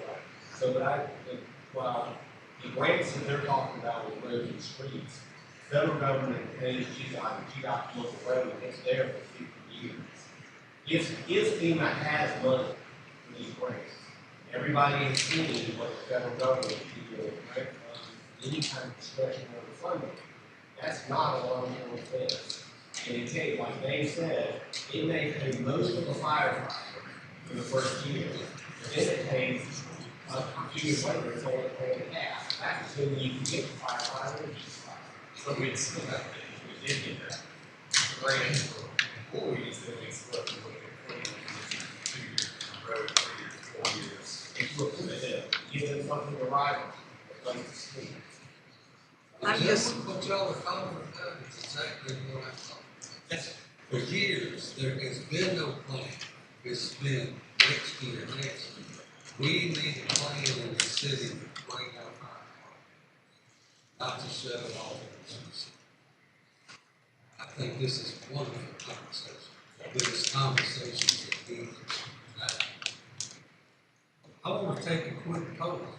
Is it, you guys are citizens, would y'all agree to pay a little more in taxes to get your fire department? No. There's no? No. No yeses? Nobody wants a fire department? No, our county tax went up a bunch last year, like $600 or $700. We can't afford more city tax going up. When I think about raising taxes, I don't think about the minute household. I don't think about, even though my wife just retired also, but, okay. And, but I think about my mama. She lives by herself on her set income. And I wonder, okay, how many of these mamas am I saddling with more debt? More, as we know, the country, you know, go to the grocery store, go to the gas station, everybody knows these things. But when you're on that set budget and somebody says, well, it's not really that much money, we can throw that in there, that person has a job. That person can work overtime. That person can do those things. We're talking about people who cannot do that. We're talking about people who are on a limited income. We're talking about people that are saddled with all they can bear. Retired educators, you know, retired policemen, we have so many retirees in our community, but we also have young couples. If you look at our demographic, it's young couples or retired people. That's the depth on both sides. So the young couple that just has their second baby, and we're going to tell them, since you are gifted by the Lord to have a $250,000 home because you work hard, we're going to saddle you with about $3,000 more. You're going to That's see hard a lot for of me. exodus That's from hard this for me. city. So can I hear for a sec? Some of us have said, and I heard a lot of people say, I don't want to tax you. You realize that there's a possibility that you may not pay more taxes, but your homeowner's insurance is going to go up. And say it's going to be It's a give and Not take. if we go with Cornelia. If their rating is lower than our, But you're not, you'll only initially get there from that. their response time is going Yeah. to cause issues. You got first question. I mean, Mr. Mayor, you yourself said when you had a file over there at no time. I had a couple minutes. And that conversation is happening, like it's been happening, like that has been heard. And we also still got the county discussion. And we're hoping to get some numbers by the end of this month. And I'll tell y'all, my wife just retired at the end of the year. We're both, I'm 71 years old. We're both on Social Security. We are these people Dottie's talking about. Oh, I am too, and so's my husband. Right. So I understand what you're saying. We're on fixing. We're on that same fixing. But yet you're wanting to increase our tax. I want to provide services for this city. I don't want to increase anybody's taxes.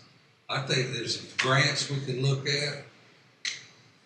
I won't get into Brad Day, but And we have the opportunity to look at other grants. I think that y'all have worked with other grant writers in the past in the fire department, that we can continue to look for those things. Nobody's shut down those grants, so we have to have.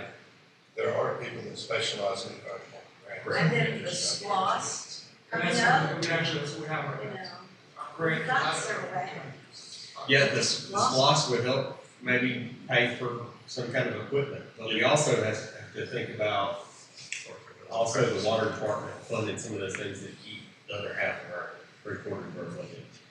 Do you want to discuss? We really need to, yeah. I'll discuss lost.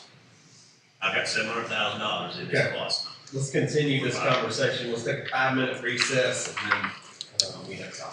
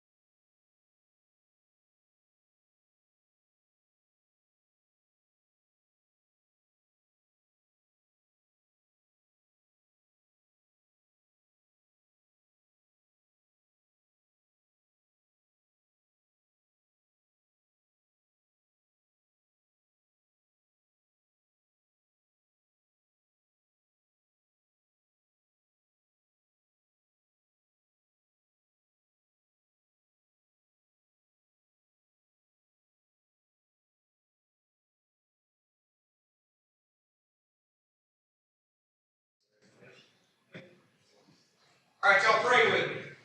Lord, we're thankful to be here this evening. We're thankful for the rain. We're thankful for our community. We're thankful for a group that we can come out and speak freely and go home and love each other as neighbors.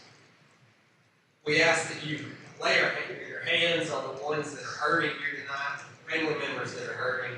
We ask that you watch over our city employees. We ask that you watch over our loved ones. We ask that you protect us and protect our city. In Jesus' name I pray. Amen. Donnie, would you like to make an introduction for our pledge? I would love to. This is Sergeant Chad Smith. He is he is of the Army's 82nd Airborne Division. This is July. It's almost the glorious July the 4th. I wanted to have a veteran come, and I thought of Chad. He was in Panama, and he was in Desert Storm.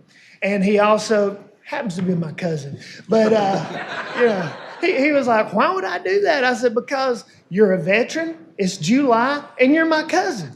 And he was like, are you going to play that card? I said, you better believe I am. So, Chad, if you'll lead us, I'd appreciate it. Thank you, sir. I pledge allegiance to the flag of the United States of America and to the republic for which it stands, one nation, under God, indivisible, with liberty and justice for all.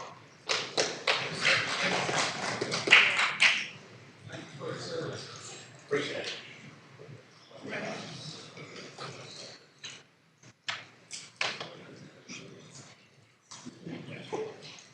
All right.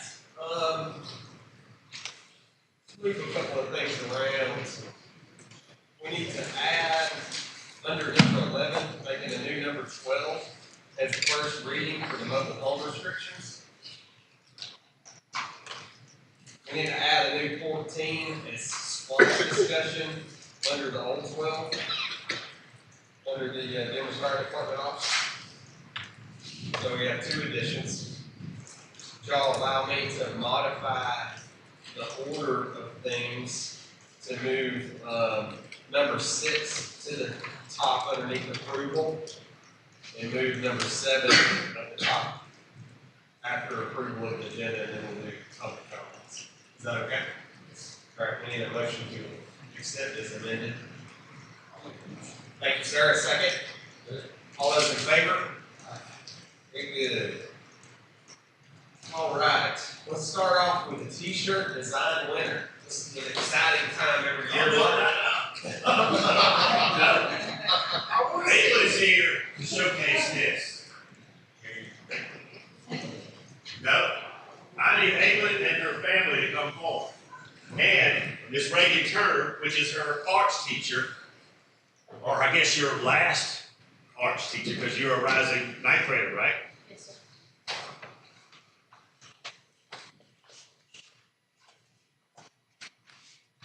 You want to introduce everybody you have with us? All right. This is my dad, Tony Lovell.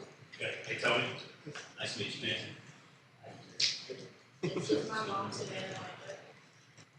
Yes, ma'am. Nice to meet you there. This is Kaylee Casper, my dad's girlfriend. Nice to meet you. Those are Kaylee's kids, Lila and Max. Okay, nice to meet y'all. And that's Silas. All right, awesome. Well, we're really excited to have you guys. Your sister's really famous. Y'all are going to see her painting all over the place. And this is Miss Turner back here on camera. All right. This has not really been seen publicly. They were some in City Hall today.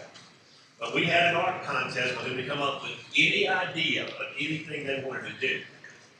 And pretty much their council, myself, and some other department heads picked up all the papers, about this many. And so we kind of all picked the top 5. Then we kind of agreed to the overall 5. And this was what was selected. But I'm going to let you show it first. So you can see it there. All right. Now, you hold it up when you're ready. Hold it up tall.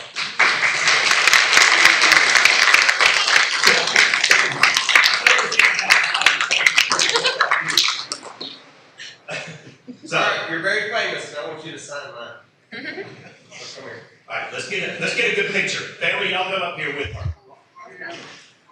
You'll need to send those pictures to us. All right, y'all gather around, put you in the middle.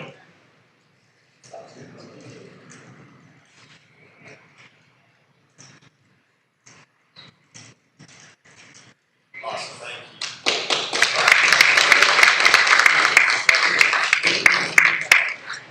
The rest of the shirts for your band, and Miss Turner's is in there too.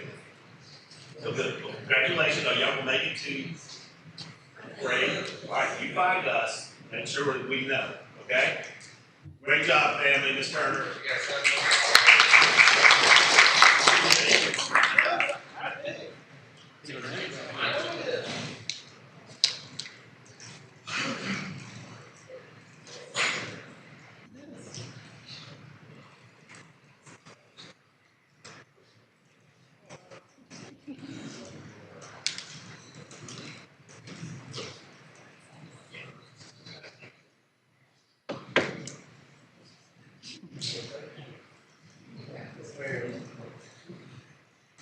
Jerry, come back. Yes. Can I have our grand marshals come forward now? So every year, the city council gets to name grand marshals. We're always very excited to have people at the front of our parade. And we have a plaque for you guys naming the Hendricks as the grand marshals for our parade. Demorest. That's the first time you've given this. I was in the tax commissioner's office a couple of weeks ago, and I saw tax assessor's office, and I saw where she was the grand marshal for Mount Laurel in 2019. That's what we need to start doing this. So yes, and Jerry, you have something else down there for them too. That's right. So we have T-shirts for y'all as well. They're all just so we're excited to have it. Thank y'all very much.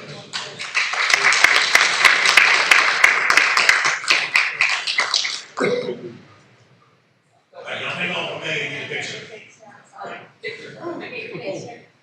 I'll let you hear. No, Brian's done this. Everybody in the background, smile. Y'all are in it. Thank you. And Jerry, that's sleep. Yes, ma'am. And Brian Popple has called Mike Jones forward and has y'all a special ride.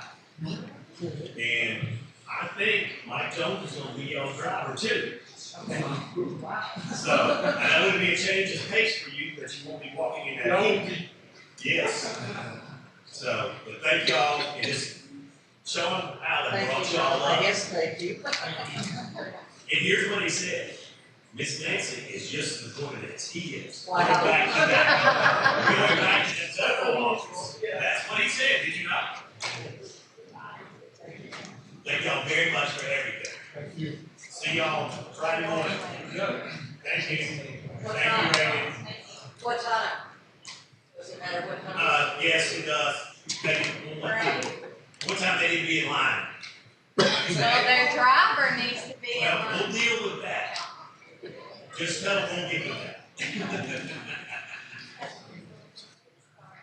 All right, now we'll open it up for appearance and public comments. So if you have something to say, please step to the podium. We do have another appearance and public comments at the end of the meeting, so you have 2 opportunities. I'll wait till the end. Okay. And others can fill applications. You know that was gonna be the first question. Johnny has called me once or twice. That's better. So let me just call. All right, let's move on to audit presentation.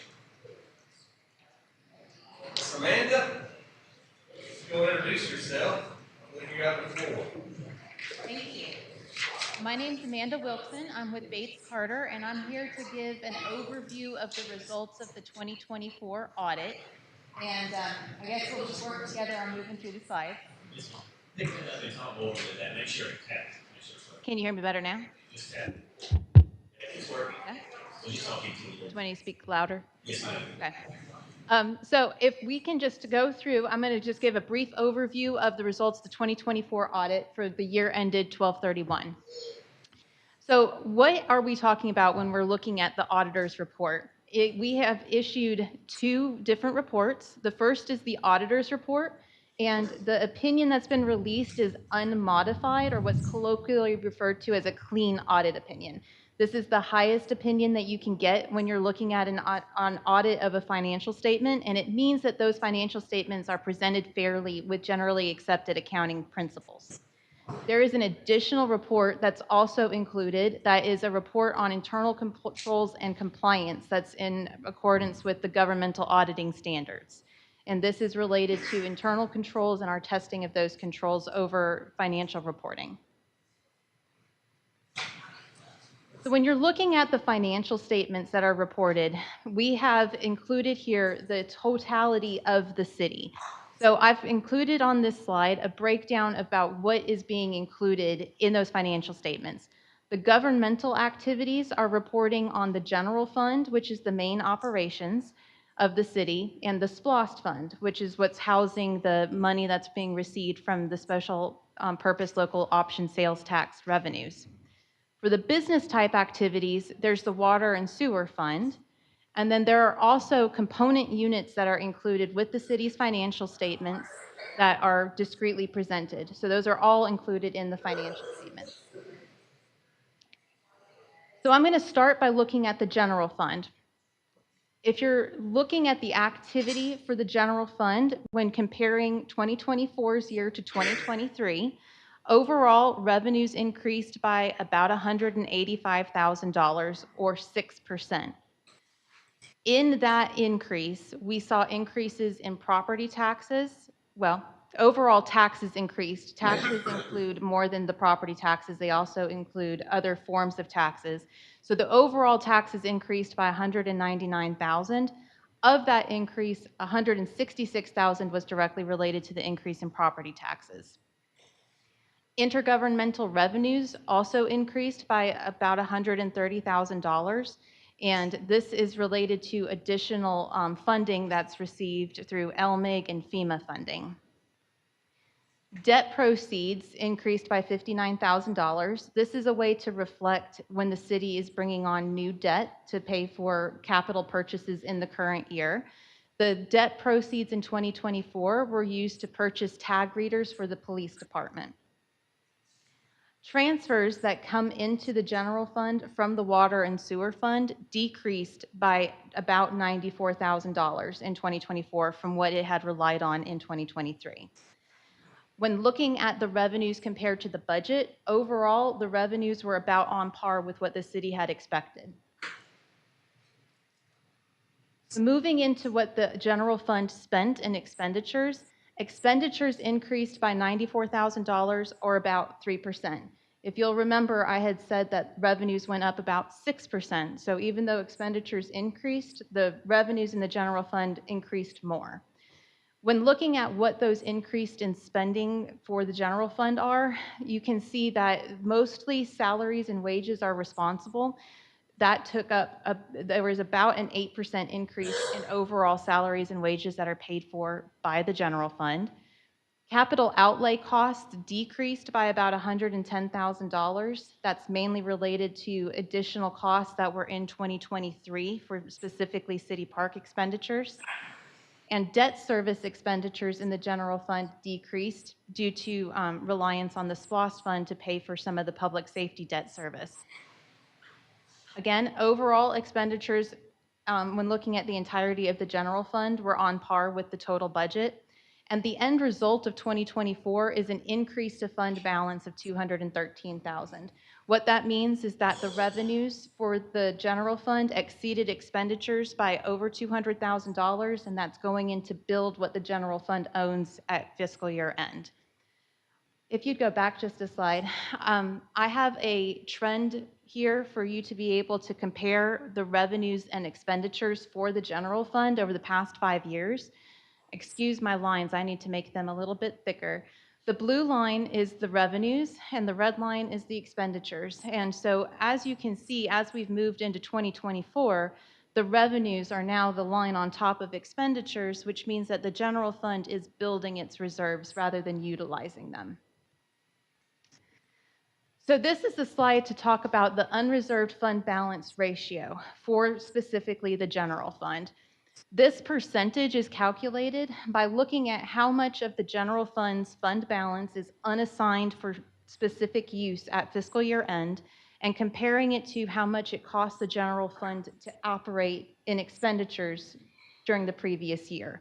It's essentially a way to be able to measure how much does the general fund own at the end of the year that it can use to fund operations if needed in the next period. The recommendation from the Government Finance Officers Association is that this percentage be calculated somewhere between 15 and 25%. That would indicate that there is enough reserves that are held in the general fund to cash flow or fund 15 to 25% of the next fiscal year, or approximately 2 to 3 months. As you can see, it has been a lower percentage in previous years, and in 2024, the calculated percentage is 17.5%, which is right in that zone of a recommended area. It means that at the end of fiscal year 24, the general fund had enough reserves to fund 17.5% or 2 months. It's usually a good recommendation to have that number, this ratio here, be calculated at a little bit closer to 25% or 3 months. But as you can see from the trend trajectory, this number is increasing and it is now in the benchmark zone. When looking at cash balances for that's being held in the general fund, the end of fiscal year 24 showed that there was almost $277,000 that was held in the general fund, which is comparable to the previous years. I'm going to talk just for a moment about the debt that the city owns that's being paid for by the governmental activities. So this is debt that the city is paying for from the general fund and the SPLOST fund and does not include the water and sewer fund. In total, that long-term debt is a little bit over $330,000 at the end of fiscal year 24. That debt is made up of financed purchases, which are used for tag readers in the fire truck that are both going to mature between 2026 and 2028, and a note payable through the USDA for police vehicles. This debt is serviced by a combination of the general fund and the SPLOST fund. So speaking of SPLOST is another major fund that's presented in the financial statements. And to look at what the SPLOST fund did in 2024, the total revenue that was brought in by the SPLOST fund was just about $385,000. That's an increase over what was received in 2023 of a little over $20,000. In the 2024 spending, expenditures and transfers of just over $450,000 was used to support approved projects that were including the water and sewer improvements and road, streets, and bridges projects. At the end of the fiscal year, SPLOST cash remained at over $300,000. That's funding to be used for future projects. So to talk about the water and sewer fund, we're in the business type activities now. This fund had an operating income of about $1.8 million. That includes the non-cash depreciation of about $1 million. And it does not include the effect of the transfers with this fund, which include $1.6 million that was transferred out to the general fund and $280,000 that was transferred in from the purchases that were made for the water and sewer from approved SPLOST projects. The Water and Sewer Fund has long-term debt of $7.6 million, which are mainly related to revenue bonds and GFA notes that are to fund the water system.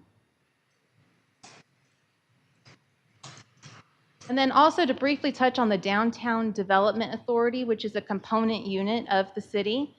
The change of the net position for this fund was just over $46,000, which means that it also grew its net position, or what it owned at the end of the year.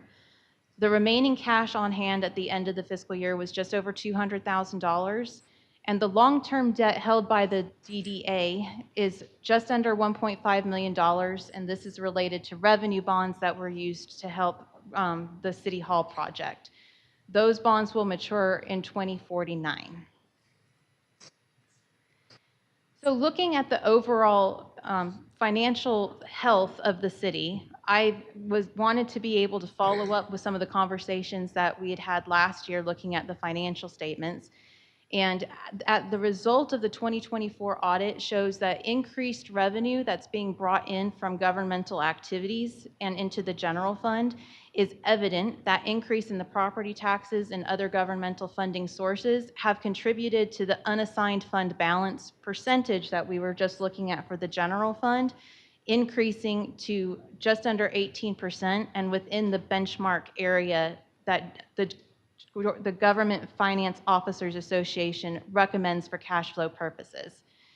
Additionally, the annual transfers that are coming into the general fund from the water fund decreased in 2024. So we're showing that the increase in governmental revenues have assisted in reducing those transfers that have been coming in annually from the water fund. So that is a brief overview of the fiscal year 2024 audit. May I answer any questions? Do you have any record of water fund transfers decreasing other than last year? Not in the most recent handful of years. I'd have to look back to. They're pretty much increasing up until last year. And again, because again, it was set for the transfers not to be higher than $800,000. And we could, it got long past that plus. And I'll show y'all again when we get to the financials where we are after 5 months. We're at about $550,000 in total transfers year to date. And so At the halfway part. So we're on track to get to 1.2 at this point in time. No, I appreciate everything. It is, guys, to go through this audit for Megan, Rhonda, Sarah, and Madeline. It starts January 1st. Okay. She starts sending this computer list. They have to find it, what she's asking for. They have to input it, so it goes into that tab, and it starts going to their office. I ask for a lot of things.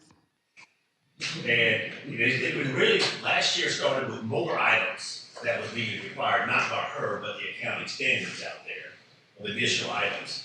And then middle to end of March, they'll come and spend a week in my office at the conference table there with 2 to 3 of them from 8 to 5. They would like to stay past 5 until they gotta go. And so they continue to do the on-site visit. And then they go start writing reports. And the only thing I gotta say, so because what we have that we're gonna be out of compliance on as of today, that $213,000 fund balance, which is a good thing, we have to reappropriate those funds. And because we didn't have time, I think I got your email June 12th, 15th, somewhere in that range. Well, I didn't put enough time for us to do our planning for the meeting and advertising. But it's a good thing that we've got additional funds that were left over from year-end 2024. So I don't know how y'all are going to do this, but we will need those numbers pretty much by June 1st. Because then that's making me go ahead and set my meeting. So we really need to think how we're going to better do that so we don't miss that ever again. And that's the only way to fix it. But Scott's working on that. okay. Okay, so that's the other part too. Yeah. Is they're also sending, thank you for that, Megan.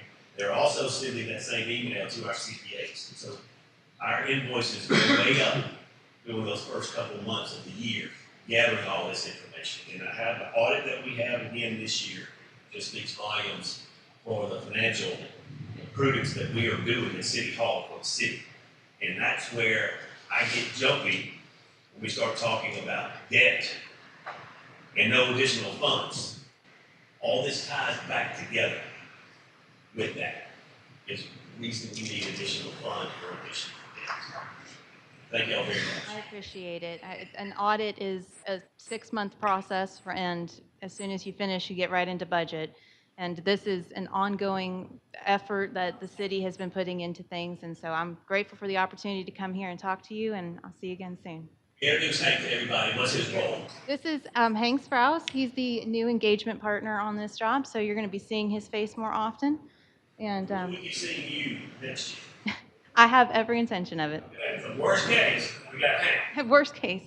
I mean, your real worst case that you got both of us, and so you got to answer two people's questions. You still got Kenny? Yep. We're not gonna let Kenny go anywhere. Nope. We are, Amanda and I are continuing to grow this part of our practice, and so we are adding resources. So we'll definitely get all these numbers to you on June 1st. And this is what year, fourth or fifth year? Fourth? I think the fourth.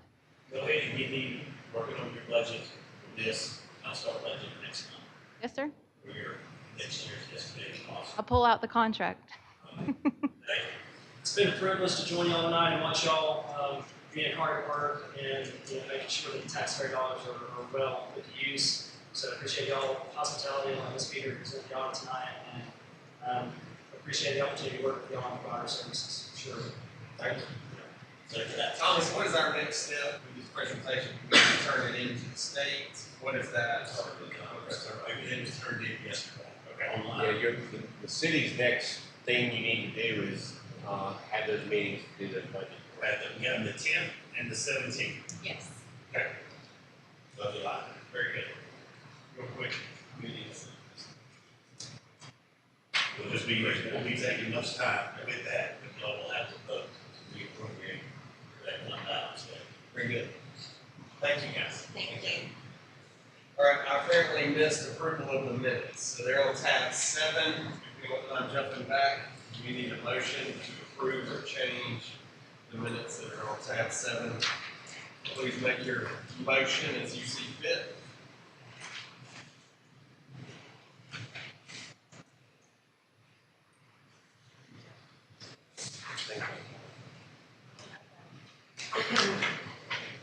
Yeah.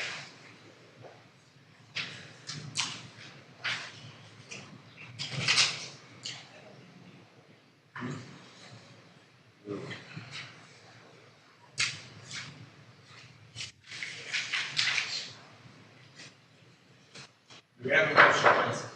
Motion to approve the minutes presented as is. Thank you, sir. Do we have a second? All those in favor? Very good. All right.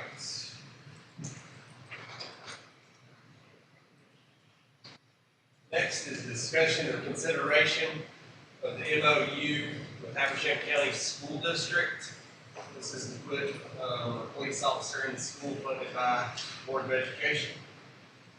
Council, we need a motion to allow me to sign off on that. I would like to make the motion to allow you to sign off on that partnership. Thank you, sir. Do we have a second? Second. All those in favor? Very good.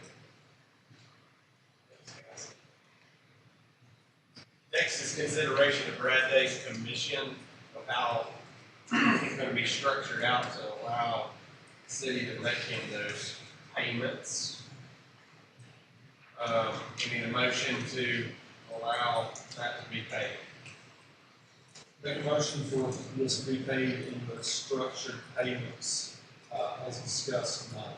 Thank you, sir. Do we have a second? All those in favor? Very good. Jimmy, do you have a vote? You're voting no? Okay. Next is consideration of animal control. This is on tab 4. This invoice is $15,561.74, $2,000 more than it was last year. $162. All right. We need a motion to move forward and pay this invoice at that. I just want to have a little discussion. Yes, sir. Before we get into motions. Go ahead. I just want to have a little discussion before we go into motions about this. A few statistics that, are they in here? Yeah, that page. Total? Where they at? It was like, something like, I just want everybody to know, it's like 30 total animals is what they picked up last year. Oh, Does yeah, that sound- I forgot to put that page in there, but I said, Okay, well, I did forget that one. I just want that to be on record, the total, whatever is 31 or whatever it was, on 31 animals that they were called out here, and invoices, 15,561.74. Now, of course, we're also paying for people that go to the animal shelter and surrender too, so that number's higher, but I just wanted to make that point. And I'll make the motion to approve this invoice. Thank you, sir. Do we have a second? I'll second. All those in favor to pay this invoice?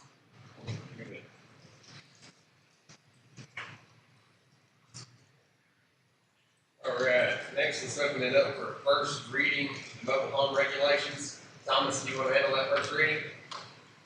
And then, does anybody have any additional questions about the text of the amendment as proposed? Sir. Then we just need a motion to waive the first reading instead of public hearing and adoption at the August meeting. Okay, we need a motion to Waive first reading, set it for public hearing and adoption in August. Okay, very good. Council, you heard that? Entertain a motion to say it. Thank you, sir. Do we have a second? Thank you, sir. All those in favor? Very good. Next is consideration of the fire department. Let's talk about that one more time. So we have all of those options laid out in front of us.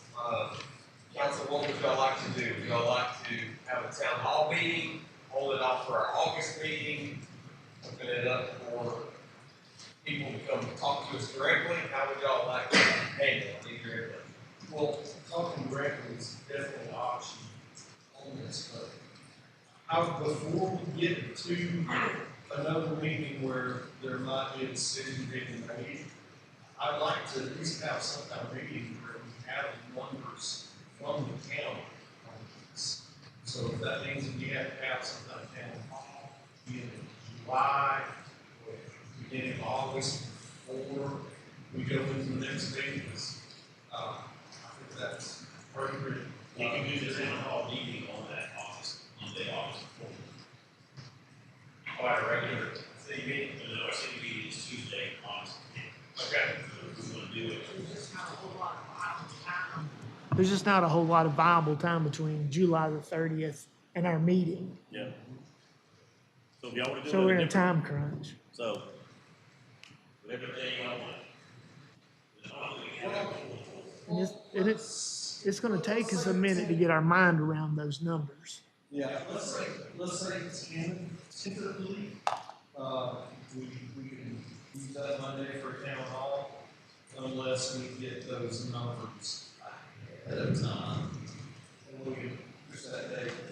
And that would depend also on advertising too, so we can get those. Right. But tentatively, I'd at least like a day, before those numbers are presented, before any kind of decision has to be made on this. Days, not enough. Council, y'all okay with that Monday date for a meeting? Talk about that. Town hall.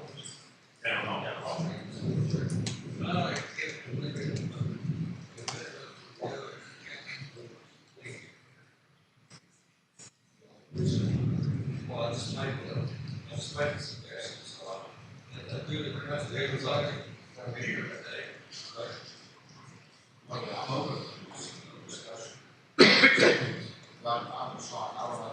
Hey, Mark, it's exactly here by myself. Well, I think that was on topic, just raising taxes, the good options, I think that's needs to be our job on all this. I'm not saying I'll be ready to make a decision first of August. I do want to see.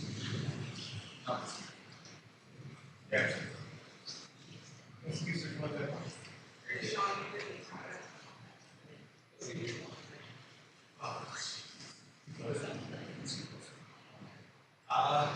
I guess we'll have to deal with that. We can. If that's, I mean, that seems to be, in order of importance, that seems to be right. You get the most here on that. I hate to miss that. So, yeah, so, next event our DDA is sponsoring is using Monday on August the fourth, right? Second. Like, second, I'm not good with days tonight. And, it's supposed to be a back to school. Oh, you're right, it's the fourth. It's the fourth.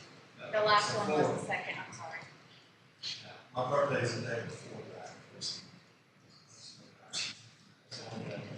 But anyway, so we'll send out press release. We're planning on another event. We had an event the first Monday in June. I thought that went pretty well for the first time. I just, when it comes to commitments on this, and this kind of takes precedence. I mean, maybe it won't last long, but I can run down. Well, let me ask you all this, would y'all like to have on that form, the county and the consultant here to answer any questions directly? I can see if D can be here to answer any questions directly. Is that something y'all would like me to do? Or not?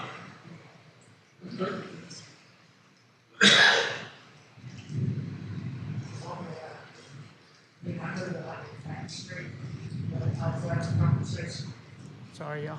I was having a conversation out in the crowd and he was like, well, I mean, that's what I've always been told. What is that? What are you talking about? I'll keep that to myself. But it's like, that's what I've been told. Well, I don't really care what you've been told. I want to know the truth. I make my decisions based on the truth. And that's the biggest issue with ISO. Everybody has a different opinion. Right. And we heard straight from the horse's mouth, EP of Southeast, was it that? What he says, and different firefighters and different fire type people. So. And things change. I get that. You know, I mean, you may have been in the service, 5 years ago and that completely has changed, but I can't function on that. I need to function on the truth. Is there anything of importance, in the August meeting that we would have to do that Tuesday, that we couldn't just delay it to the following week if necessary, if we don't get those numbers? We can do that, but I have to go ahead and plan on that now in the month of July. We can do that because the next Monday is the 12th. I think if we don't have, my preference would be if we, and I'm not doing this just for the DDA event, I'm just thinking about this for If you do time. that, if you push it to the 12th, that means we can have the town hall meeting on the 5th and Right. it opens you up. Right, I'm just pointing out, I'm not doing this just for that, but I'm doing it for, I want a little bit of time to digest. Oh, absolutely. I'm not. Between a town hall and actually making a decision on I this. have no If that- problem with that, because I'm just Yeah. gathering the information as I get it. Yeah. But again, we will have to advertise planning on this being one way or the other.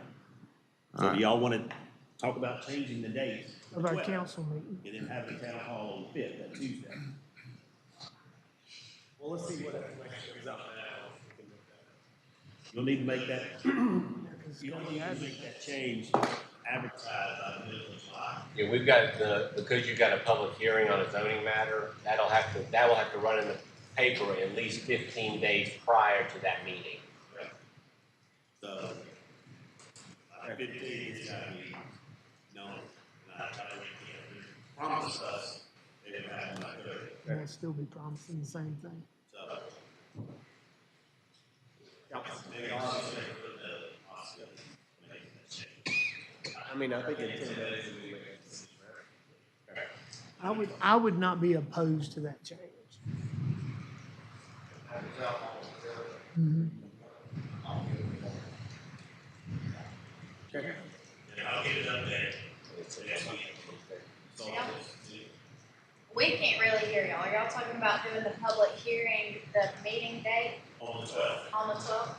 No, the public hearing. And town hall. The town hall on, okay. It was to be back to the second Tuesday.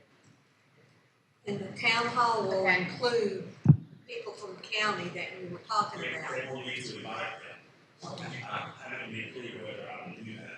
Yeah, why would you not want those people here? You need that information. I'm sorry. If there's questions, now you got more delay. So why would you not want those people here? I don't think it's the fact that we don't want them here, but you're asking somebody to be here. And what if they say, no, I'm busy? You know, so I mean, if they're available, then, I mean, I don't see any of us saying, no, we don't want you there to clear the air. But again, you are asking someone to attend something in the evening. I will ask if they're available and let y'all know. All right, done.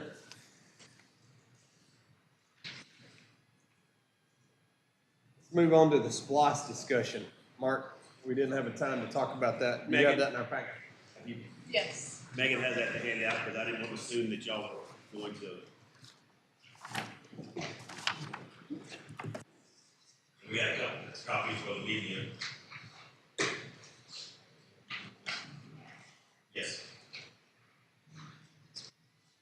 What you're gonna see here first is the outline from the county based on SPOS 8 projections. And per our percentage of population, there's 4.39 is our population percentage, which means they're basing the gross SPOS dollars, again, on a round number, at $76 million for the 6 years.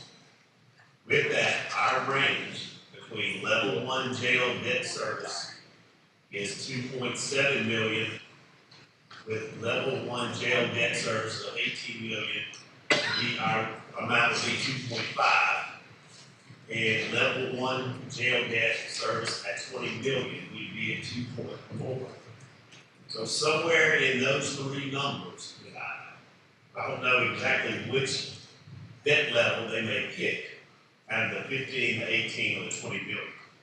Because what that means is, with those three projections numbers, that number of 20, 18, or 15 is going to come off the top of $76 million.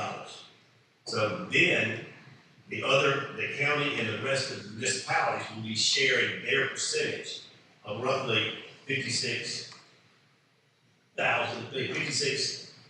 million if that's the plan they go with.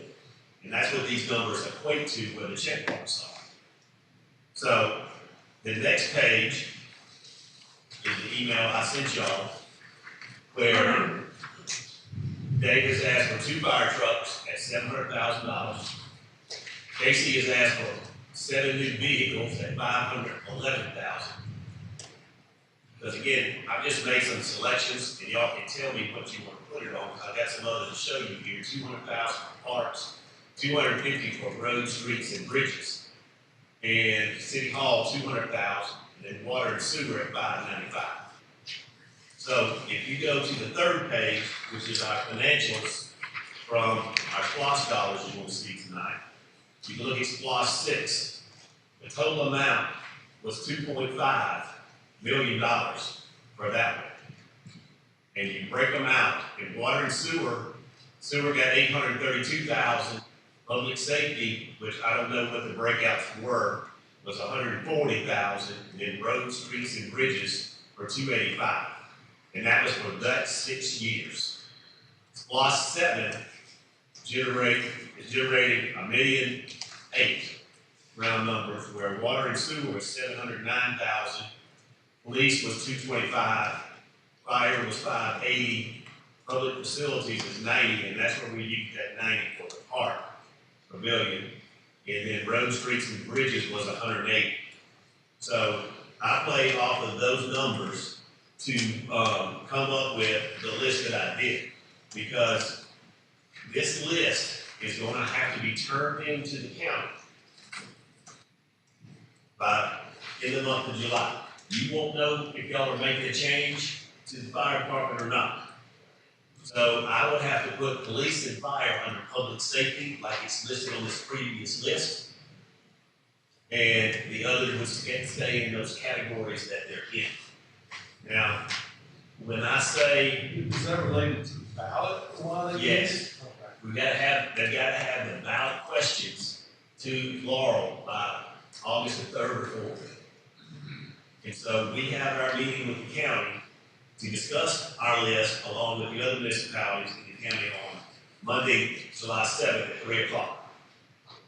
And that's when I will clean up this list and put public safety as the 1.2 million, and then the other, unless y'all want me to change something. And again, you're going to have to vote on this list, but it is a working list for going to this meeting on Monday to see what the county is saying and the other municipalities are thinking.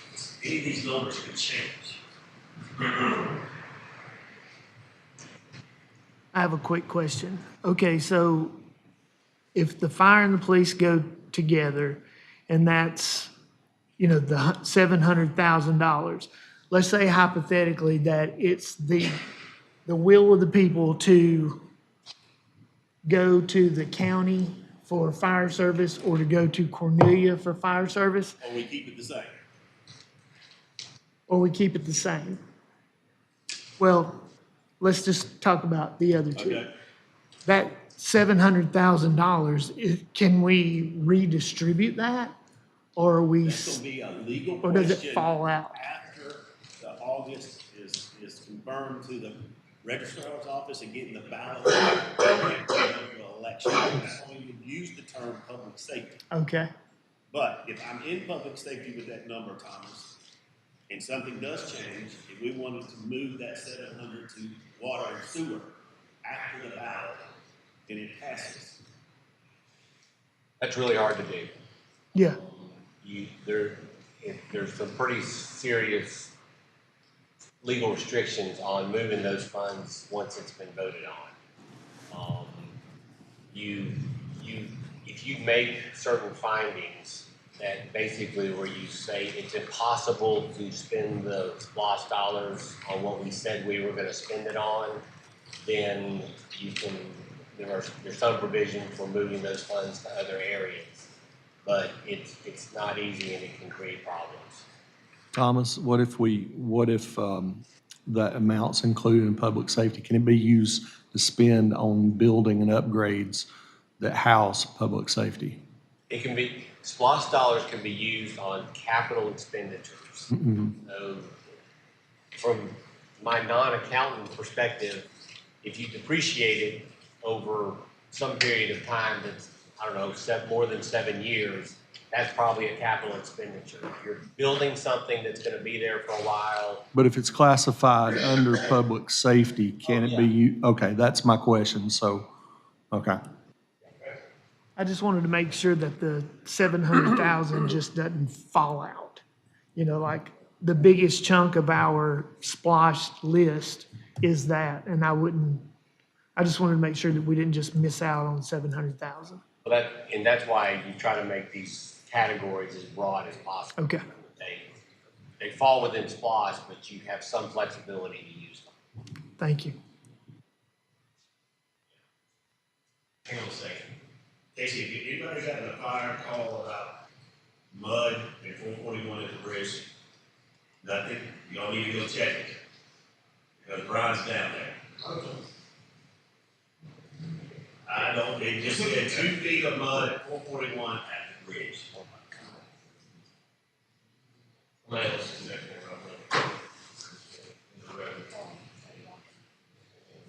sorry to interrupt that, but.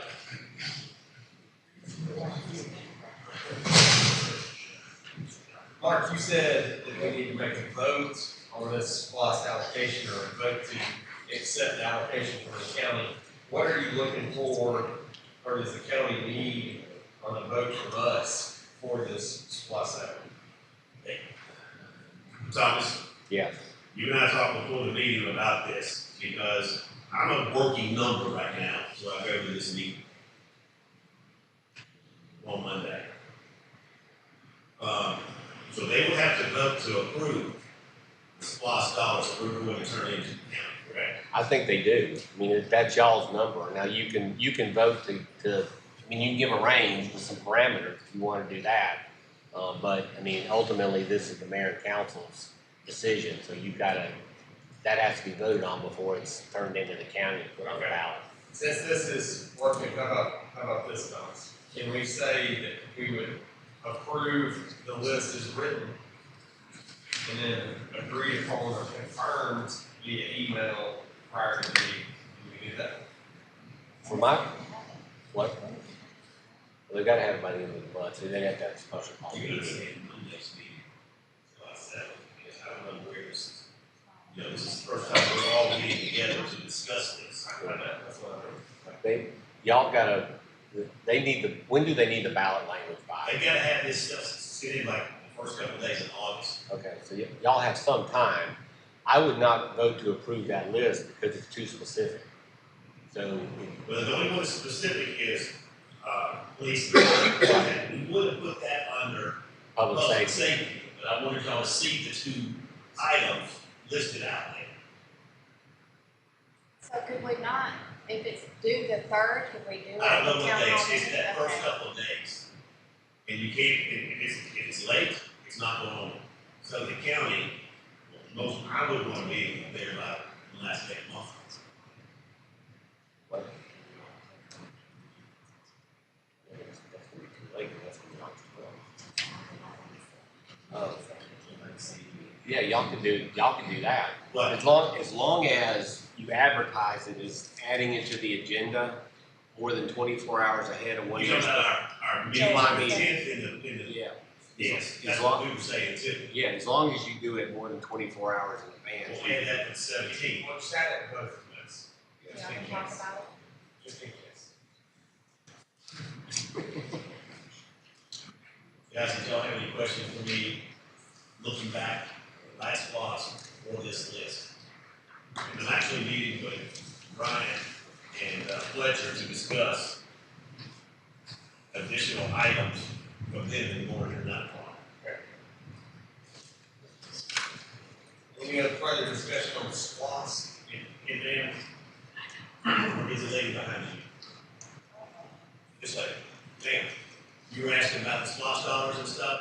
Yeah. This is where I was saying I would show you where we had the $700,000. Right. Just wanna make sure. And I did, I got that. Okay. Whatever. Thank you. And it falls into safety. Right. Any other further discussion? All right. We need to table that, or just go to the next meeting, no? We need to table it? No, I think that there's no need to take any official action. You've decided you're gonna put it on your agenda for your special call in July. Okay, very good. All right, next, manager's report. Mark, what do you have for us? Doing the fire report first, there was 64 calls for the month of May, that's 2.13 calls per day. There's 379 for the first 5 months, and that's 2.53 calls. The largest call, Dave, I don't know what classified under at 36% unknown in your chart, chart. Okay, and then the next one is good intent calls at 24% and 23% of rescue and emergency calls.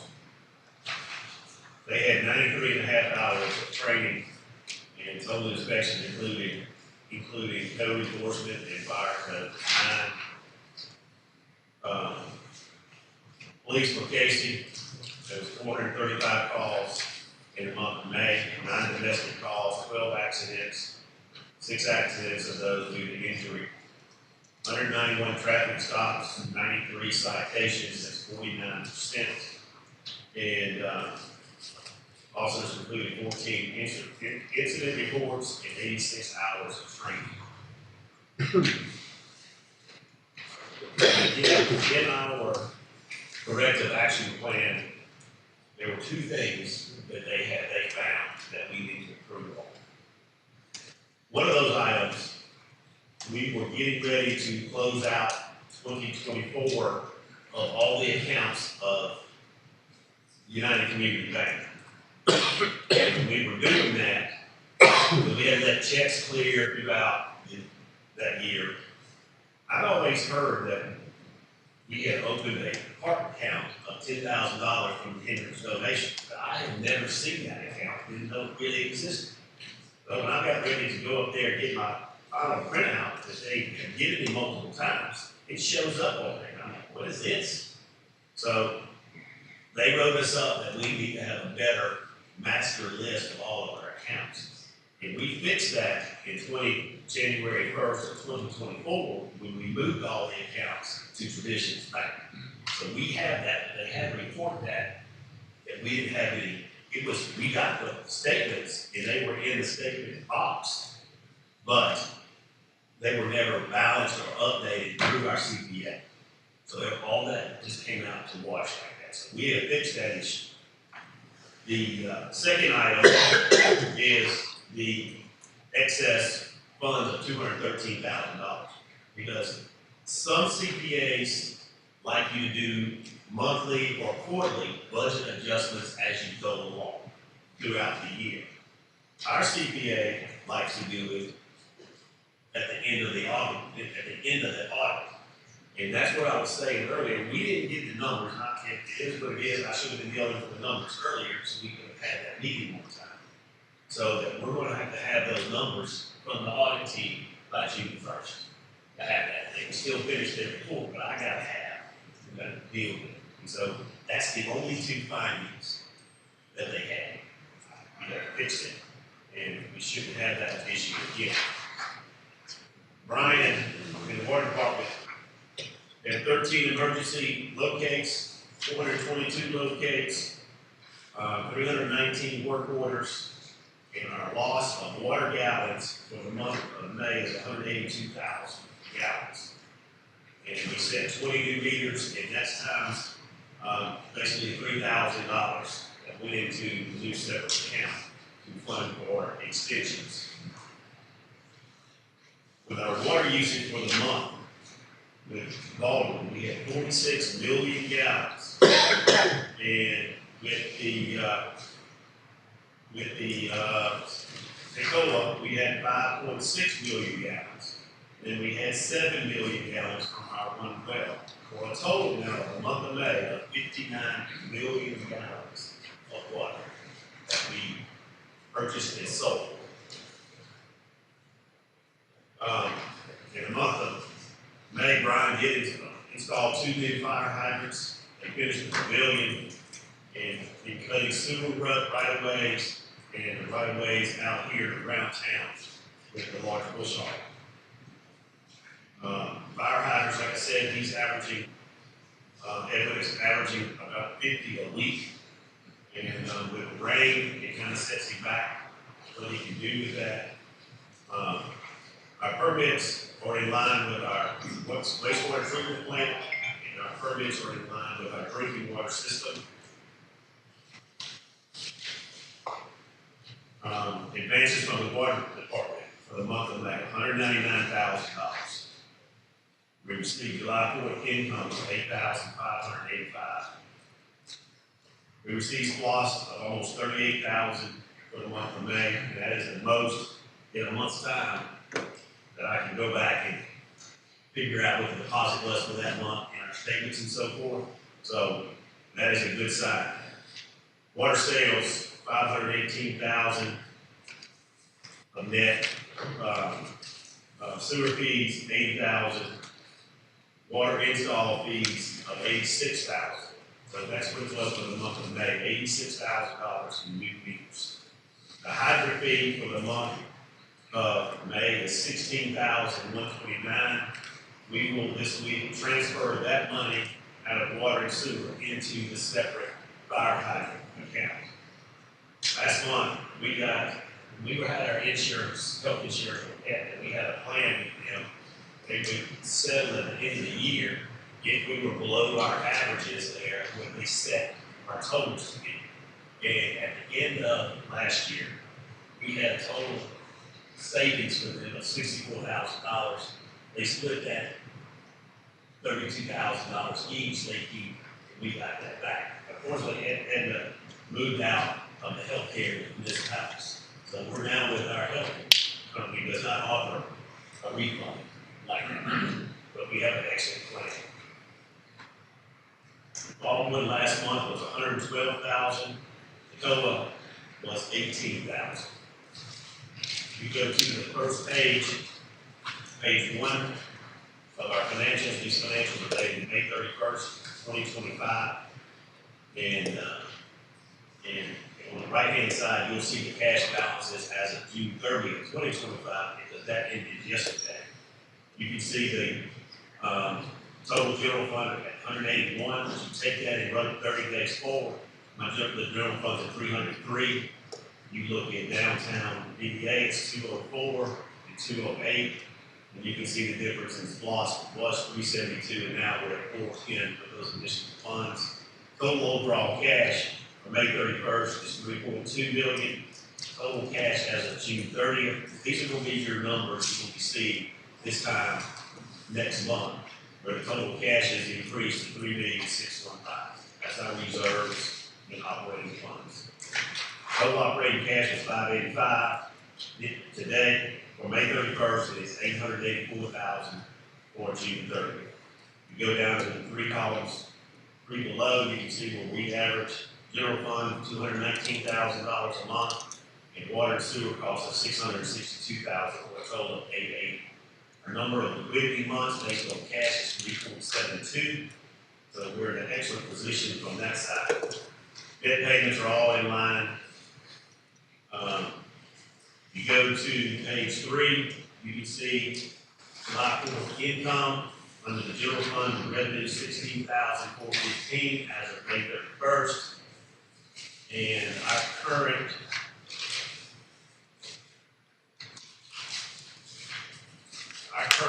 total collections for July 4th, we've raised $15,800 in donations. We've had vendors so far pay $2,530 for a total collection of $18,330. We had budgeted that we would raise $20,000, so we will proceed. We will exceed that amount when they finish collecting for Friday.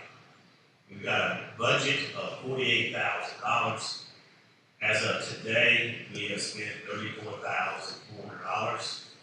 And the biggest expense, and that's already paid for the fireworks, all those kind of things that they'll be getting paid on Friday. So far, my biggest expense I got left is our band cost of $7,500. We'll still get that check on Friday, and included, Andrew, in that $34,000 is the $3,700 on the stage. So that's where we are. If there's any questions about the cost, I've roughly got $13,600 to go in our budget, minus the $7,500. So roughly $6,000 will be for that expense. I'd like to thank everybody for getting out, President, for the Patty, thank you for getting out in front of everybody. I went in several places over the past couple of months and saw your sheet in there, so I know you were getting out in front of a lot of people, so I appreciate it.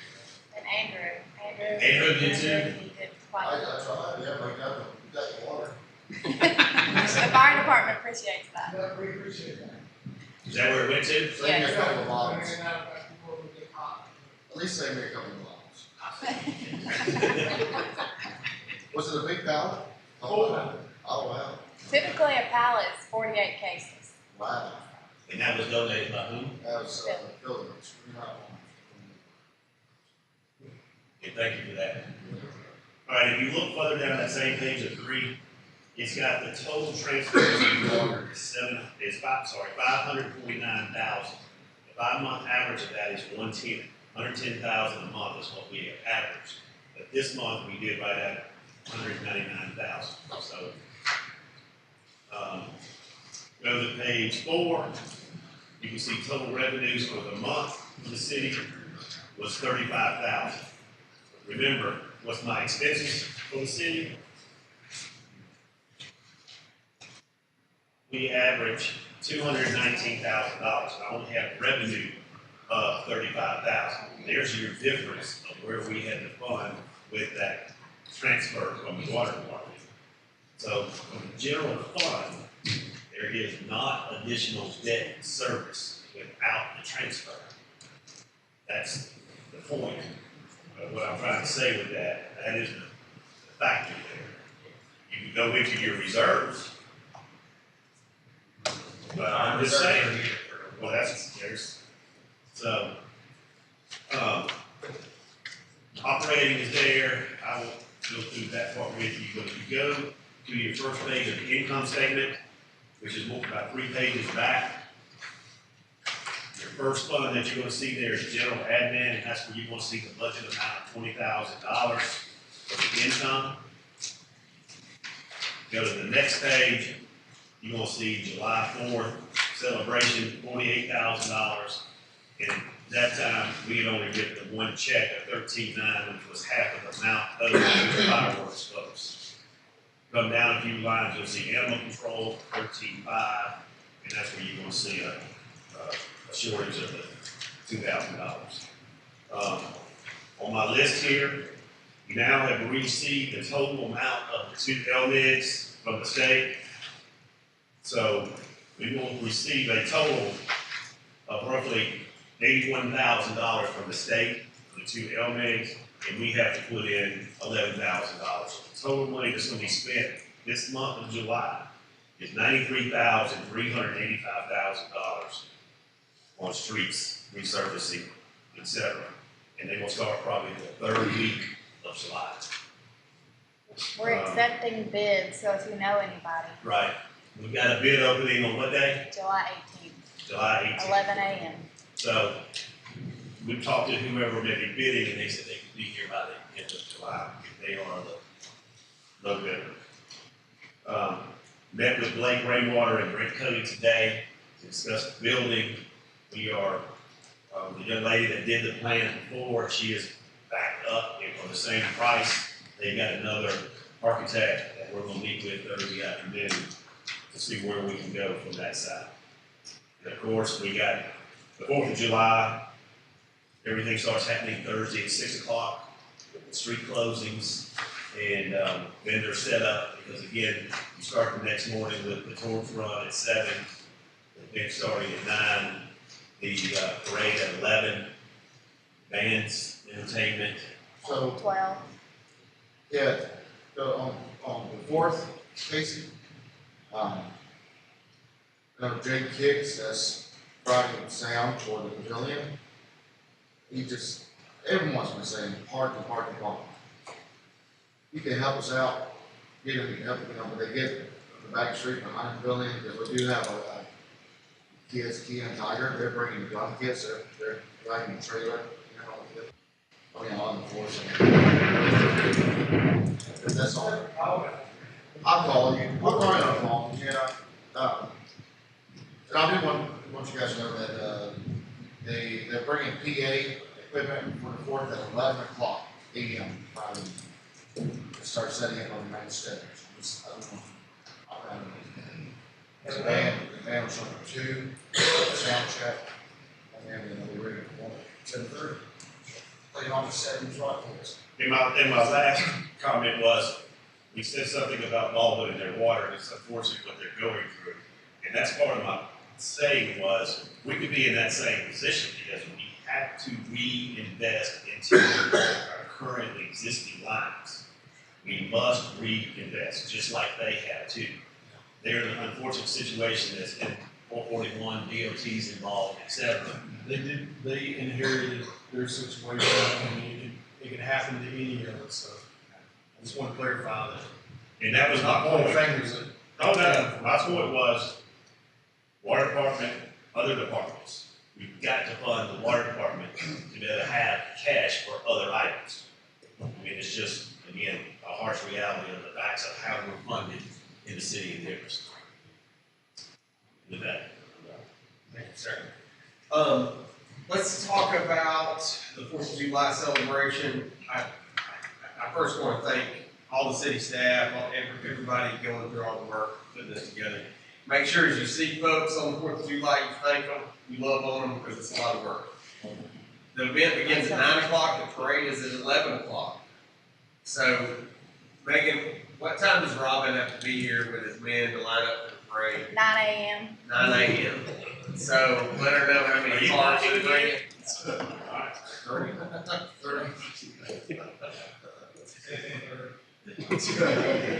You just fall in at 11 a.m.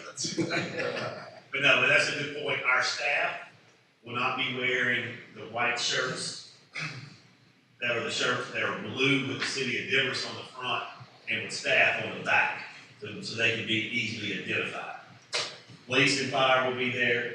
Dave, somebody asked me about the cooling station that he had given.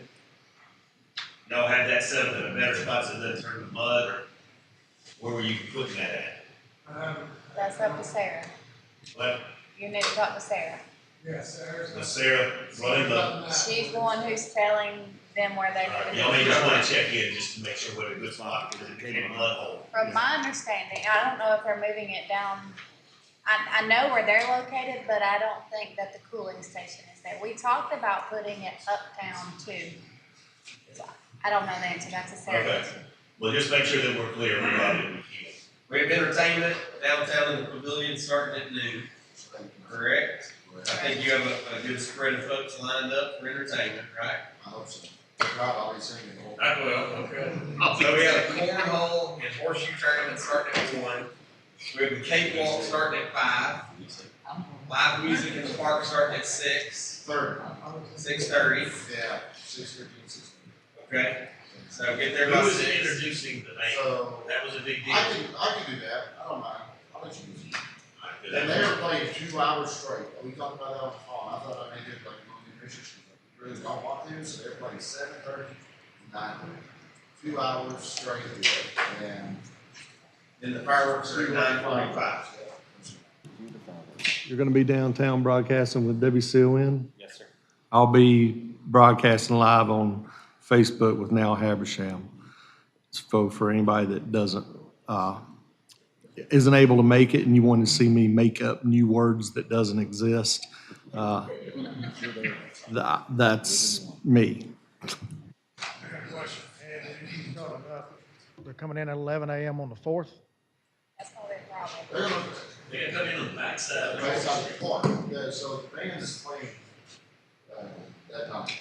They'll be at Donovan Park instead. So that's the only way they're getting in is off Georgia Street. Which is on the corner. And they'll come back around and take that right on Johnny Mice. But remember, Massachusetts Street is gonna be closed. Yeah, but you said 11 o'clock on the 4th, though. That's 4th, 7th. that's when the parade is going on. So that can be. Well, they're in there on the backside of the park. 'Cause the parade starts at 11 on the 4th. So he's gonna have limited people to help you get them in, I think is what he's trying to say. Well, that and there's gonna be, They come in around the back. yeah. I mean, they're lining up on Laurel or somewhere else back there, so they may not get in at 11. They may not get here till 12. We'll just have to work that out. Okay. I just want to make sure you No, that was good pickup. understand that's when the parade starts at 11.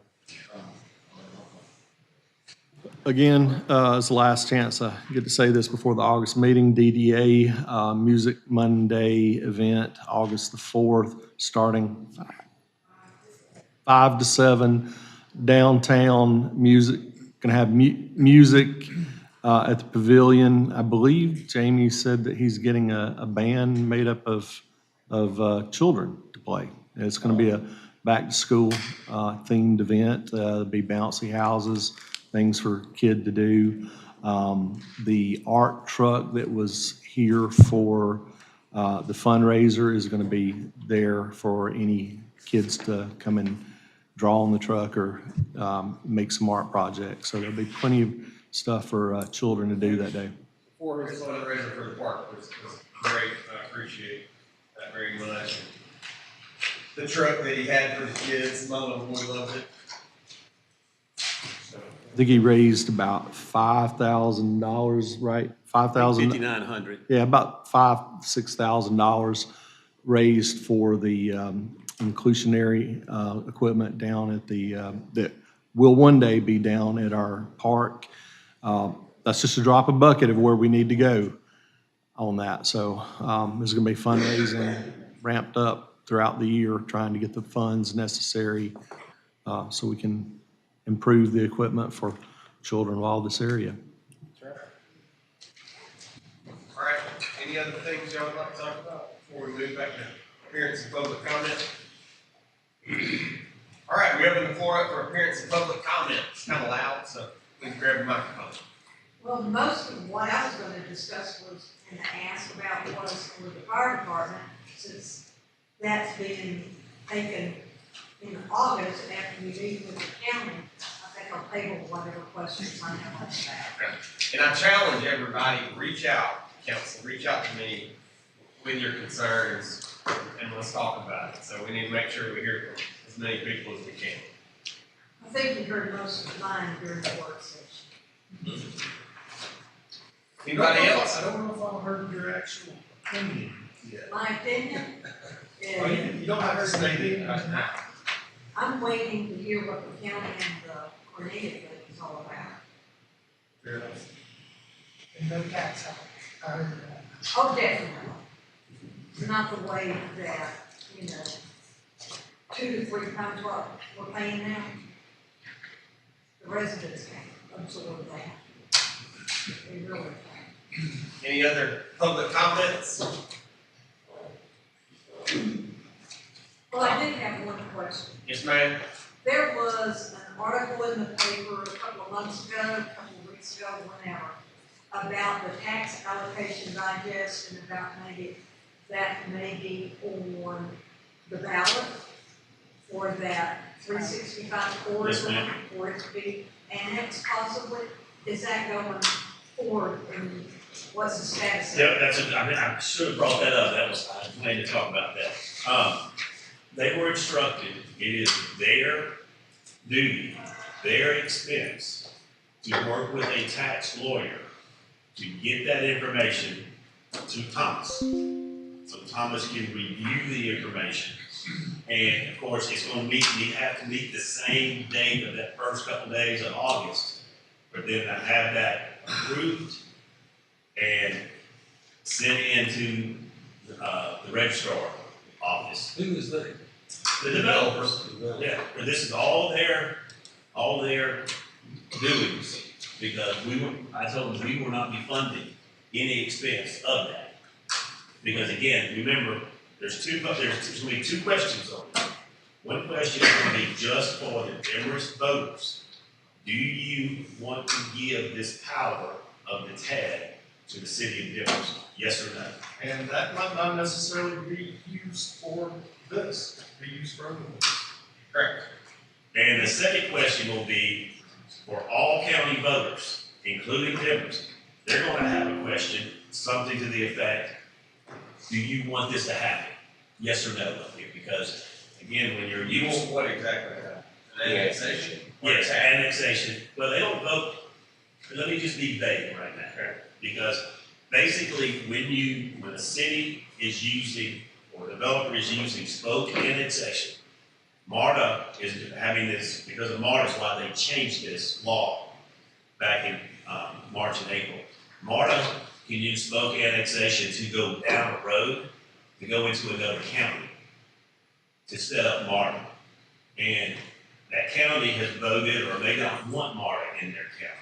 So this allows, when you use this gives the power to the people to say yes or no. Do they want this power of this annexation coming into their county? And if the answer is no to either one of those questions, it's over. But if, let's just say, for instance, Demorest residents say yes, but the county vote-wise says no, it's over. And if it says yes to both, it moves to the next stage. But this is totally on them, and I have not heard from them in about 3 weeks for any updates, because I think it's gonna be expensive for them not to go through this process. And it's a matter of what they want to do. I'll Good be in your question. pocket, so. Yep. All right. And y'all, just for an update. Yeah. James has just informed us, DOT has been contacted about 6 inches of mud on the southbound side of the road. So that's all I know. Brian's there, and he's waiting for me to call him when we're done here. Are you talking about right down here? Yes, ma'am. Is it better go with me?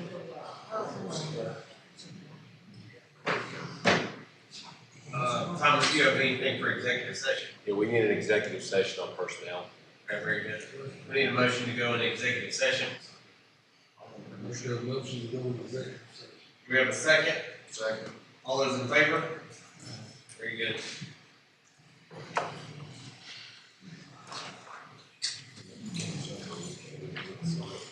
Second down.